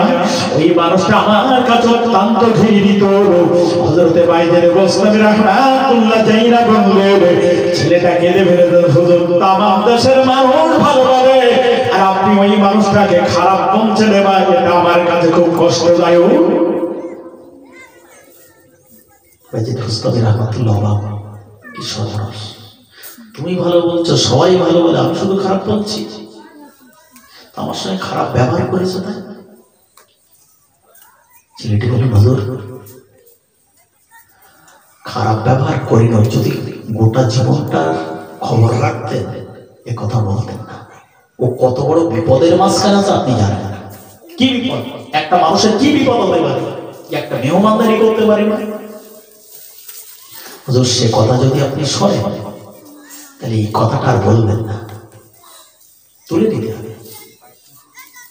বলো বাবা লোকটার বিপদ কি? ছেলেটি বললেন, হুজুর আপনি একটু ঘরে বলে রাখুন, ওই ছেলেটার এমন বিপদ, এমন মুসিবত, এমন একটা সমস্যার মধ্যে দিন অতিবাহিত করছে যে ছেলেটি ঘরের মধ্যে চলে গেছে। আমার রাত ধরে স্ত্রীর সঙ্গে কথা বলেছে। হুজুর আপনি বলে রাখুন, ওই ছেলেটার এমন একটা বিপদ, ওনার ঘরে যে স্ত্রী আছে, কোনো মা বাপ কেউ নেই, ভাই বোন কেউ নেই। হুজুর আপনি মনে রাখুন, ওনার স্ত্রী আছে কটা দিনের পেটে নেই, কটা মাস অতিবাহিত হতে চলেছি, আজ কটা দিনের জন্য ওই সন্তান প্রসব হওয়ার জন্য অত্যন্ত ব্যথা, যন্ত্রণায়, কাতরতা ছটফট করছে। একটা ঘরের কোন স্ত্রী হোক, মেয়ে হোক, বোন হোক, যদি কোনো সন্তান প্রসবের যন্ত্রণায় কাতরতা হয়, ভাই তামাম রাত চোখে ঘুম আসবে। আজকের কোনো সমস্যা নেই, একটু কিছু হলেই তো সিজার, বাচ্চা তুলে নেবে, এখন খুব সুন্দর কথা বলছে। কিন্তু আমার ছোট্টবেলার জীবনে আমার ঘরে তো বোনেদের যখন বাচ্চা হতে এসেছে তখন তো নার্সিং হোম ছিল না। সিজার ছিল, নাম শুনে। আমার তো কটা বছর বয়স, আমার তো 48, আর আমার চাইতে যারা বাপ দাদা সমতুল্য আছে, এটা তো ঠিক বাবু নাকি? ঠিক না? ঘুম থাকতো না, তামাক রাত, কখন সন্তানটা কোথাও হবে, চোখের পানিতে বুক ভেসে যেত। কিন্তু সেই ওনার স্ত্রী এত যন্ত্রণায় কাতরতা, সন্তান প্রসব হয় না, যন্ত্রণাও কমে না। তো সেই বিপদের মাঝখানে আপনাকে কি মেহমানদারি করতে পারে? শুধু তাই হুজুর এটাও মনে রাখবেন, কঠিন কত বিপদ, যে সন্তানটা প্রসব হবে আজকে না হলেও কালকে হবে, 4 দিন বাদ হবে, 5 দিন বাদ হবে, যে সন্তানটা প্রসব হবে এই সন্তানটা হয়ে মারা যাবে আর নতুবা মরা হবে। এর চাইতে বড় বিপদ আর আছে? হুজুর এটাও মনে রাখুন, ওই স্ত্রীর, ওনার স্ত্রীর এ পর্যন্ত চোখে দেখেছে অনেক বাচ্চা হয়েছে, আমরা চোখে দেখেছি, বাচ্চাটা হয় হয়ে মারা গেছে আর নতুবা মরা হয়েছে। সেই লোকটা আপনার কি মেহমানদারি করবে? সেই বিপদের মাঝখানে আছে, এটাও তাই হবে। বাজিদ বোস্তামি রাহমাতুল্লাহ আলাইহি খুব ভেঙে পড়লেন, সত্যি তো এর মতো বড় বিপদ আর হতে পারে না। আর সেই লোকটার আমি খারাপ বলছি, মনে হচ্ছে আমারই ভুল হচ্ছে। আল্লাহর বুজুর্গ বাজিদ বোস্তামি রাহমাতুল্লাহ আলাইহি চোখ দিয়ে কাপড় পানি ফেলছি, বিপদটা যদি আমার ঘরে হতো, আমি আমার মেহমান পড়লেন, আমার ঘরে মেহমান আসলে হয়তো আমার দ্বারা এটা সম্ভব হতো। বাইরের বস্তাকে রাহমাতুল্লাহ আলাইহি ওই সময় বললেন, ভাবলেন আমার জীবনে রাতটুকু থাকতে দিয়েছে আমার কপাল ভালো, এমন একটা বিপদ মুসিবত যদি হয় দুনিয়ার কোন মানুষ তার এমন থাকার ব্যবস্থা দিত না, থাকার ব্যবস্থা করতো না, কিন্তু মানুষটা আমাকে খেদমত করুক আর নাই করুক, বরং তামাম রাতটা থাকতে দিয়েছে তার ঘরে, এটা আমার পক্ষে ভালো একটা উপহার। আমার কাছে খুব ভালো লেগেছে, এই মানুষটার সম্পর্কে আমার খারাপ বলাটা ভুল হয়ে গেছে, বিপদ শুনেই তো বুঝেছি। উনি বললেন, বাবা একটা কাজ করবে কি? আমি ওই জানার বাড়িতে ছিলাম, আমার এই ব্যথায়, মনের দুঃখে, বেদনায় আমি তামাম রাত তো ঘুমাইনি, আমি এই চিন্তা ভাবনায় আমি বেরিয়ে পড়েছি। আমার উচিত ছিল তাকে একটু বলে আসা, আমি বলে আসতে পারিনি, এটা আমার বেয়াদবি। তুমি একটা কাজ করো,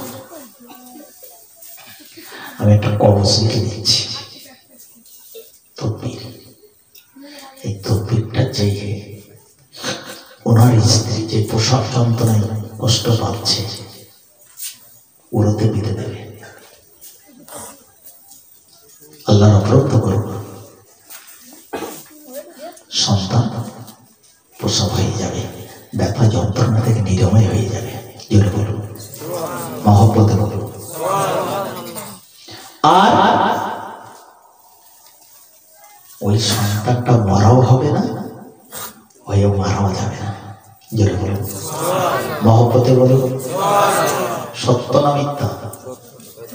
আল্লাহর কোরআন মিথ্যা? সব ব্যবস্থা আছে। অনুনাজ্জিলুল কোরআন মা হুয়া শিফাউন ওয়া রাহমাতুল লিল মুমিনিন।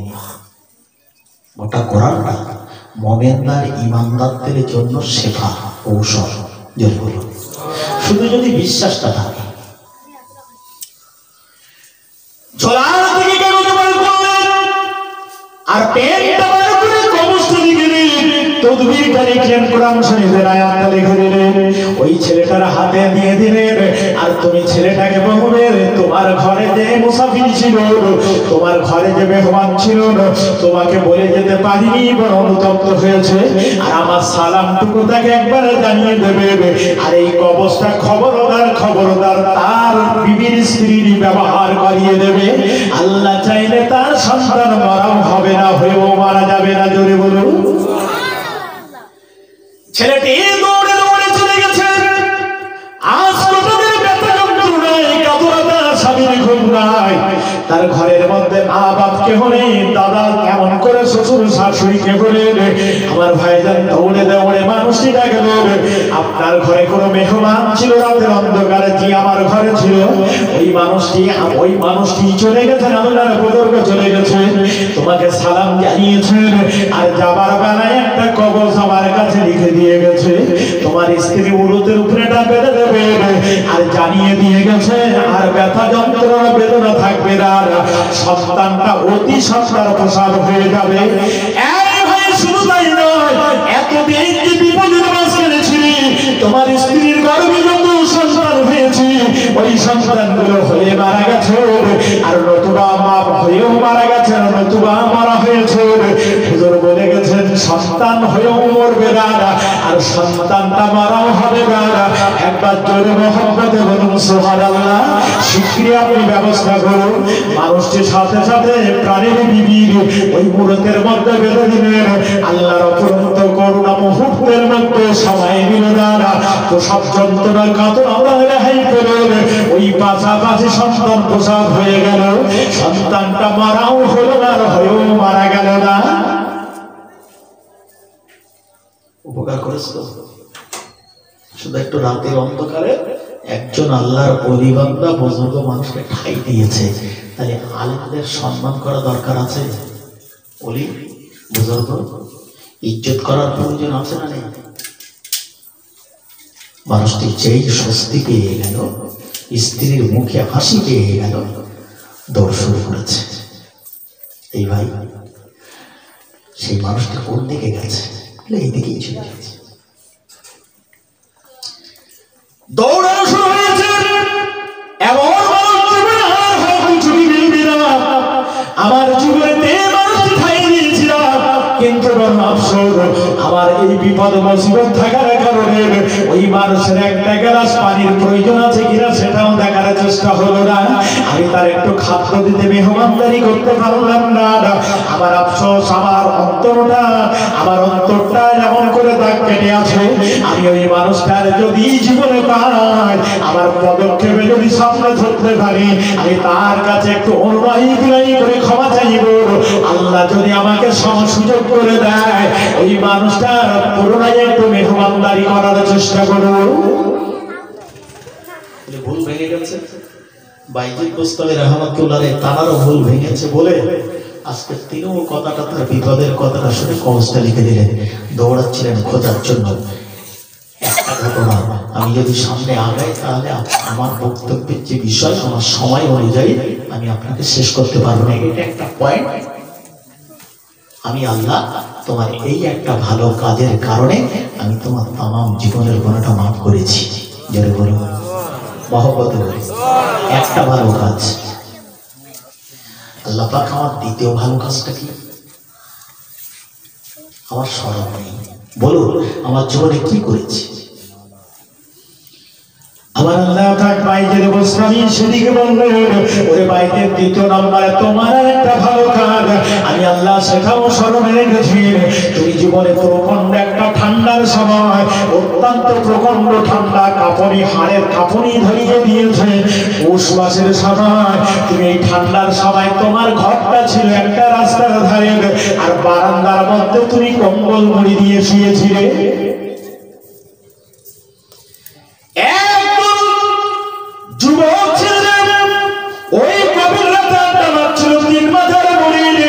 তোমার বাড়ির সামনে ওই রাস্তার উপর দিয়ে একটা বিল্লির বাচ্চা, অত্যন্ত রোগাগ্রস্ত, অত্যন্ত দুর্বল, হাড়ের সঙ্গে চামড়া লেপন হয়ে আছে, তার হাঁটার শক্তি ভালো নেই, দুপা হাতে একটু গলে পড়ে যায়, তার ক্ষুধার তাড়না রয়ে গেছে। ওরে বাইরে তুমি মনে দেখো, আর ওই বিল্লির বাচ্চাটা ট্যাও ম্যাও করতে করতে রাস্তাটা পার হচ্ছিল। অনেকটা দীর্ঘ সময় একটা রাস্তা পার হতে তার সময় লেগে গেল। কারণ হলো বিল্লির বাচ্চাটা তার দুর্বলতার কারণ রয়ে গেছে। ওই যুবকেরা হাসি তামাশা দেখার জন্য, বিল্লির বাচ্চার ম্যাও ম্যাও শব্দটা শোনার জন্য ওই বিল্লির বাচ্চার গায়ে প্রচন্ড ঠান্ডার সময় ও জড়সড় হয়ে আছে। অপরদিকে ঠান্ডা এক লোটা পানি ওই বিল্লির গায়ে তারাও ঢেলে দিয়েছে। আরো ঠান্ডা পেয়ে জড়সড় হয়ে যাচ্ছে, মেও মেও মেও মেও করছে। কোথায় গেলে স্বস্তি হবে? কিন্তু যত সবাই যায় তত ওরা ঠান্ডা পানি ঢালার চেষ্টা করে, মেও মেও করতে করতে কোনো কিনারা না পেয়ে ওই রাস্তার ধারে তোমার যে ঘরটা ছিল আর তুমি যে বারান্দায় কম্বল মরিটা দিয়ে শুয়েছিলে, ঘুমিয়েছিলে পিছলে কষ্ট করে তোমার এই বারান্দায় উঠেছিল, দেখছিল একটু স্বস্তি নেব, ওম নেব, গরম নেব, আমি কোথায় যাব? বিল্লির বাচ্চাটা তোমার পায়ের কোণার কাছে যে কম্বলটা তুমি মুড়ি দিয়ে আছো, ওই কম্বলের কোণার কাছে যে ওর দেহটা মুখটা খুশছিল, একটু ভেতরে যাবে, পা দিয়ে টানছিল। তুমি ঘুমের ঘরে হলেও বিল্লির বাচ্চাটা হিসড়াহিসড়ি করছিল, ও যে একটু খসখস করছিল তুমি বুঝতে পেরেছিলে, এবং ম্যাও ম্যাও করছিল এটাও তুমি শুনতে পাচ্ছিলে। ঘুমের ঘরে হলেও এরকম একটা আওয়াজ তুমি পেয়েছো, এবং যে বিল্লির বাচ্চাটা এরকম কিছু করছে, ম্যাও ম্যাও করছে, তুমি ঘুমের ঘরে পায়ের ডগা দিয়ে কম্বলটাও নিজের গায়ে নিতে পারছিল না বলে তুমি ওই ঘুমের ঘরে হলেও পায়ের ডগা দিয়ে তুমি কম্বলের কোনাটা বিল্লির বাচ্চার গায়ে লেপন করেছিলে। জোরে বলো তোমার মনে পড়ছে কথাটা? আল্লাহ আমার একটু মনে হচ্ছে। জোরে বলো। তাই বান্দা ভুলে গেছে, আল্লাহ ভুলেছে? বান্দার বাঁচানোর জন্য তো আল্লাহ স্মরণ করিয়ে দিচ্ছে, তুমি যেই ভালো কাজগুলো করেছো। ওই খেতে বসলে অনেক ঘরে বিড়াল আছে, আচ্ছা তো আমি খেয়ে চুষে কাঁটাগুলো চিবিয়ে রস খেয়ে তার যা স্বাদ আছে সব চিবিয়ে নিংড়ে নিয়ে গোসের হাড়গুলো নিংড়ে নিয়ে ফেলে দিচ্ছি। ও মেমা করতে করতে পোষা দিলে পাশের কাছে নিয়ে খাচ্ছে, ঝাঁটা দিয়ে হোক লাঠি দিয়ে হোক মেরেছি, মারিনি, তাই মারিছি। আমার খেলা জিনিসটা খাচ্ছে, আমার পাতার থেকে দিয়েছি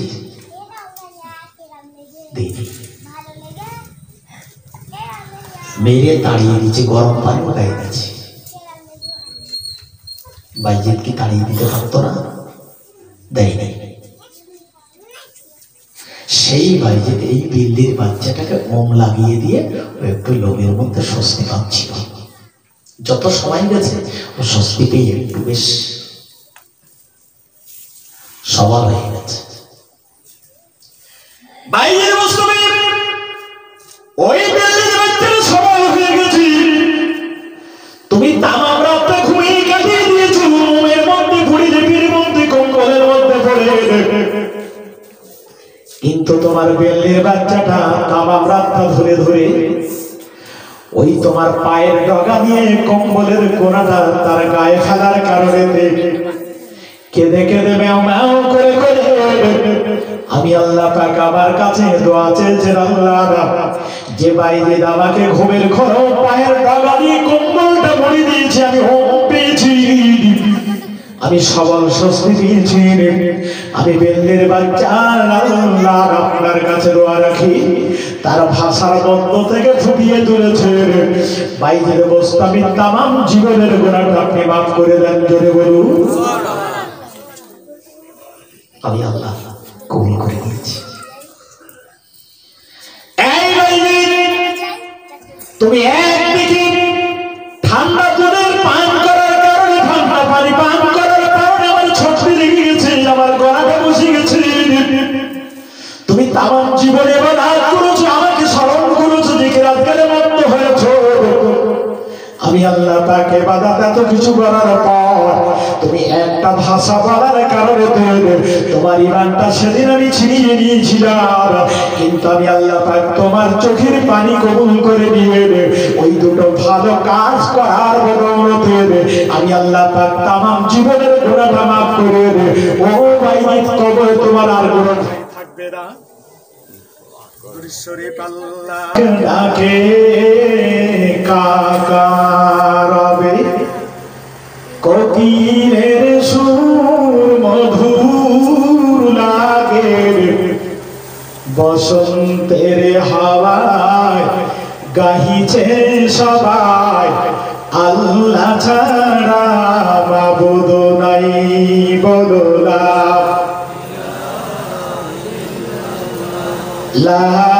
ইলাহা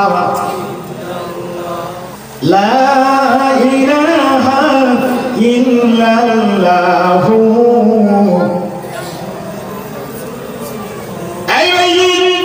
এই দুটো ভালো কাজের বিনিময়ে আমি আল্লাহ তোমাকে তামাম জীবনের গোনাটা মাফ করে দিয়েছি।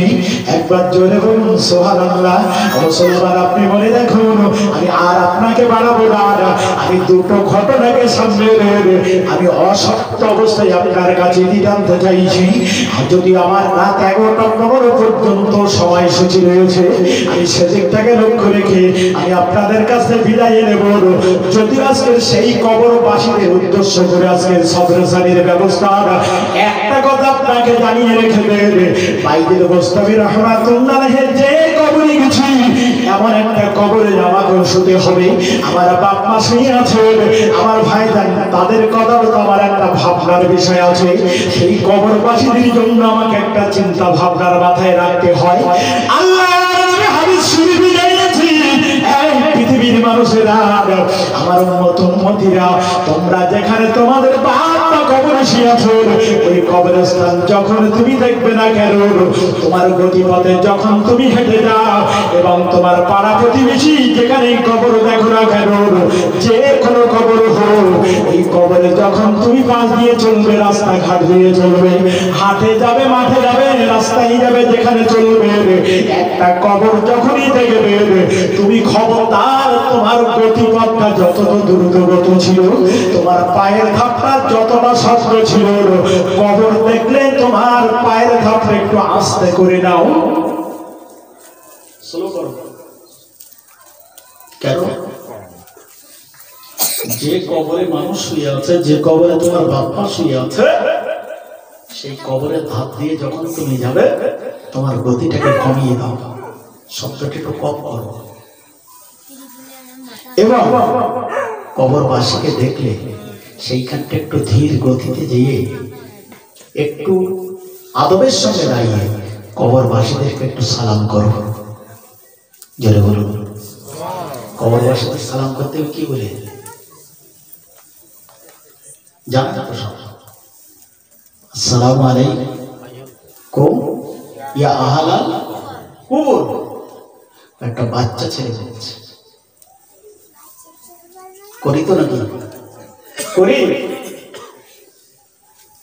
সাহাবীরা বলেন, ইয়া রাসূলুল্লাহ, যে কবরে বাপ মা সব গত হয়ে গেছে, মারা গেছে, সেই কবরবাসীদের সালাম করবো, তারা কি শুনতে পায়? হাড় মাটি হয়ে গেছে, 20 বছর, 50 বছর, 70 বছর, 100 বছর, আর সেখানে আমি সালাম দেবো। এবং আমি সালাম দেওয়ার পরে জবাব তো পাবো, তখন কবরবাসীরা কি আমার সালামের জবাব দেবে? তারা কি শুনতে পায়? বিশ্বনবী মদিনার সাহাবীদের দিকে ফিরে সেদিকে বলেছিলেন, মদিনার সাহাবীরা কবরবাসীরা শুনতে পায় না। এই মদিনার সাহাবী কবরবাসীরা শুনতে পায় বলে যে কাজ করেছিল, আমি বিশ্বনবী মুহাম্মদ রাসূলুল্লাহ সাল্লাল্লাহু আলাইহি ওয়াসাল্লাম জানিয়ে দিলাম, একটা জ্ঞান্ত মানুষ যতটা ভালো না শোনে, একটা মরা মানুষ তার চাইতে কবরবাসীরা ভালো শোনে। জ্ঞান্ত মানুষ যতটা ভালো না শোনে, একটা কবরবাসী তার চাইতে ভালো শোনে, বেশি শোনে। জোরে বলুন। আমার ভাইদের মনে রাখুন, ইন্তেকাল শব্দ আমরা আপনার কাছে ব্যবহার করেছিলাম। মরণ কাকে বলে? স্থানান্তরিত। ইন্তেকাল শব্দের আবিধানিক অর্থ হলো স্থানান্তরিত হওয়া, একটা জায়গা থেকে আর একটা জায়গায় সরে যাওয়া। নবী জানিয়ে দিয়েছেন, তোমার বাপ হোক, মা হোক, তোমার খাটিয়ায় রেখেছে জানাজা হবে, তুমি ওই বাড়িতে যখন মরণ হয়, মৃত্যু হয়, হাজার হাজার শত শত মানুষের সমাগম হয়। ও মদিনার সাহাবীরা মনে রাখো, তোমার বাপ মা খাটিয়ায় শুয়ে আছে, জানাজা চলছে, ইমাম যত কথাই বলুক না কেন, ওই মানুষের সমাগমে যত কথা বলুক না কেন, তোমার মৃত্যু ব্যক্তি, তোমার বাপ মা সব কিছু শুনতে পায়। কেবলমাত্র মৃত্যুর ব্যবধান হলো মানুষ জীবনে কথা বলতে পারে, আর ইন্তেকাল হবার বাদে ওই মানুষটার আল্লাহ পাক পাক শক্তির কথা বলার শক্তি থাকে না। হচ্ছে মৃত্যুর ব্যবধান। ওর গায়ে যাতে একটা মশা আসে, সেও মৃত ব্যক্তি, অনুভূতি শক্তি আছে, সে বলতে পারে। যদি বলো এই জন্য যেখানে মাইয়াত থাকবে বলবে না, কবরস্থানে গিয়ে তুমি বলবে না।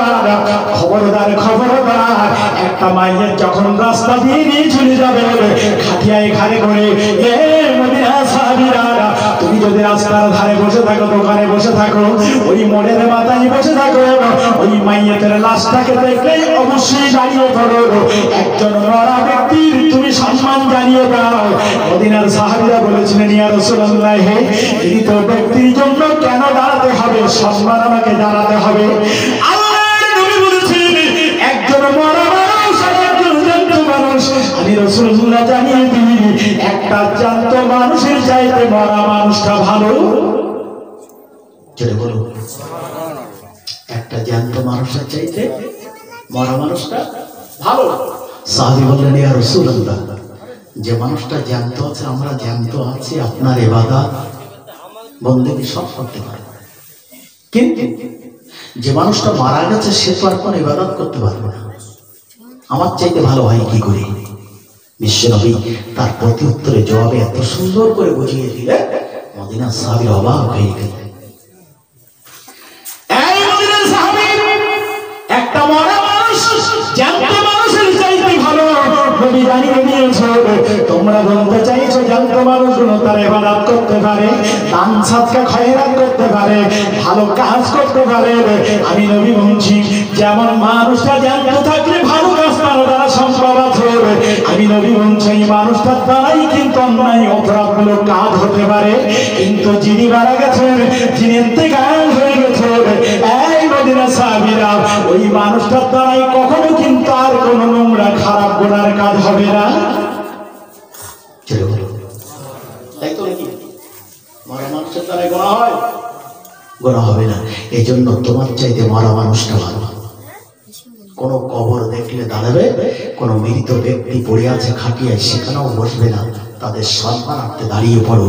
কোন মাইয়াতের খাট আসছে, তুমি রাস্তার ধারে বসে আছো, চায়ের দোকানে বসে আছো, দাঁড়িয়ে পড়ো, ওই মানুষটাকে সম্মানের চোখে দেখো। যে বাপ মাসের কবরে রয়েছে, সম্মান করি, আমার প্রতিবেশী আছে, সম্মানের চোখে দেখেছি, অসম্মান করবেন না, কোনো হবে। মদিনার সাহাবীরা অবাক।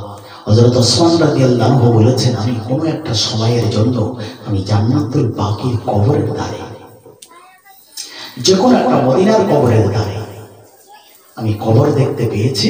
আমি যে উটটার উপরে সাওয়ার ছিলাম, সেই উটটার রশিকে একটু কবরস্থানের পাশে একটা খোঁটাই হোক, একটা গাছের গোড়াই হোক, আমি ওই উটের রশিটা বেঁধে দিয়েছিলাম। দিয়ে রাসূলুল্লাহ যেমন কবর দেখলে জিয়ারত করত, আমিও জিয়ারতে দাঁড়িয়ে গেছি, দোয়া করছিলাম আল্লাহর কাছে। আমার উটটা এত সন্তোষিষ্ট, ভদ্র, নম্র, আমি কল্পনা করতে পারি না। সেই উটটা আমি যখন দোয়া করছি, জিয়ারতে দাঁড়িয়ে আছি, সেই সময় আমার উটটা ছটফট লাফালাফি দৌড়দৌড়ি করছে, কিন্তু রশি বাঁধা আছে, ছিটতে পারছে না, কিন্তু এমন একটা ভাব দেখাচ্ছে যে আমার উটটা হয়তো রশি ছিঁড়ে পালিয়ে যাবে, আমি টপ করে ধরতে পারবো না, আবার ওই খোঁটাটা উপড়ে নিয়ে চলে যেতে পারে, আমি তার নাগালের বাইরে চলে যাবে, আমার পক্ষে হয়তো উটটা ধরা সম্ভব হবে না। এমন লাফালাফি দৌড়দৌড়ি করছে, আমি অবাক হয়ে গেলাম, এত নম্র, ভদ্র, শান্তশিষ্ট উট কেন এমন করছে? আমি তাড়াতাড়ি করে দোয়াটা শেষ করে আমি ওই উটের কাছে যেয়ে রশিটা খুলে দিয়েছি। একটু তফাতে, কবরস্থান থেকে একটু তফাতে যেয়ে আমি উটটাকে রশিটা আবার বেঁধেছি, আবার কবরস্থানে এসেছি। আমি লক্ষ্য করে দেখতে পেলাম আমার উটটা যে লাফালাফি দৌড়দৌড়ি করছিল, ছটফট করছিল, রশিটা ছেড়ে, খোদার কসম আমি ওসমান দেখছি আমার সেই উটটা পূর্বে যে শান্তশিষ্ট ছিল, সেইভাবে ভদ্রভাবে শান্তশিষ্টতার মধ্যে সে বসে আছে। জোরে বলুন, এর কারণ কি? হযরত ওসমান বলেছেন, যে কবরস্থানে দাঁড়িয়ে আমি জিয়ারত করছিলাম, ওই কবরস্থানে কোন একটা কবরে আযাব চলছিল। আল্লাহ পাক জন্তু জানোয়ারের মধ্যে এমন একটা অনুভূতি শক্তি দিয়েছে। আমার ভাইজান, কোনো কবরস্থানে যদি আদাব হয়, কোনো গরু ছাগল যদি বাঁধা হয়, আর ওই কবরস্থানে যদি আদাব হয়, হয় গরু আর ছাগলটা কবরের আদাবের ভাই বিধি হয়ে ওই রশিটা ছিঁড়বে, আর নতুবা গোষ্ঠ উড়ে চলে যাবে। আল্লাহর নবীর সাহাবে হযরত উসমান বললেন, আমার ধারণা হলো ওই উটটা ছটফটানি লাফালাফি আমি কবরের ধারে বেঁধেছিলাম বলে ও আর সহ্য করতে না পেরে লাফালাফি করছিল, কিন্তু যেই দূরে সরিয়ে নিয়ে চলে গেছি, আমার উটটা পূর্বের মতো শান্তশিষ্ট হয়ে গেছে। সেই কবর, যে কবর আমার বাপ মা সবাই পড়ে আছে, সেই কবরটা দেখে আদর করুন, সেই কবরটা দেখে সম্মান করুন, মর্যাদার চোখে দেখুন। কেননা কবরবাসীরা শুয়ে পড়ে আমাদের মতো সন্তান নাতি পোতাদের জন্য কবরে শুয়ে পড়ে তারা দোয়া করে আল্লাহর কাছে, জোরে বলুন সুবহানাল্লাহ। সুতরাং আমরা জ্ঞাত অবস্থায় সেই বাপ মাকে মাটি দেওয়ার পরে আমাদের তো দায়িত্ব কর্তব্য থেকে যায় তাদের জন্য রুহের মাগফিরাতের কোনো বিষয়ে আমরা কলেমা খানি হোক আর দান সাদকা খয়রাত হোক আমাদের করা দরকার আছে। কেন, একটা কথা আমি একদম শেষ লগ্নে 1 মিনিটের জন্য আমি শেষ করব। আমি একটা কথা আপনাকে বলে রাখি, বিশ্ব নবী সাল্লাল্লাহু আলাইহি ওয়াসাল্লাম বলেছেন অনেক পূর্বের কবর আছে। আজকে ধরুন এই মহল্লায় একটা মানুষ মারা গেছে, যে কবরস্থানে শত শত মানুষই আছে, সেই কবরস্থানে আর একটা মানুষকে মাটি দিতে গেছে আজকে। সমস্ত মানুষ দাফন করার পরে অন্তের নেকির সওয়ালের জবাব সব হয়ে যাবার পর রাসূল বলেছেন ওই কবরে যত কবরবাসী আছে পূর্বে, এই কবরবাসী ঘিরে দাঁড়ায়। এই ভাই, আমরা 20 বছর 10 বছর 20 দিন 50 দিন আগে এসেছি, আর তুমি আজকে এসেছো। আমার সন্তানদের খবর তুমি বলতে পারো, আমার ছেলে মেয়েরা ভালো আছে? কবরবাসী জিজ্ঞাসা করে, লোকটা যা দেখে বলে ভালো আছে, কিংবা হয়তো বলে তোমার নাতি পোতা খারাপ আছে, কষ্টে আছে। কবরবাসী আফসোস করে তখন আল্লাহর কাছে দোয়া করে, আল্লাহ তাদেরকে সুখী রাখো।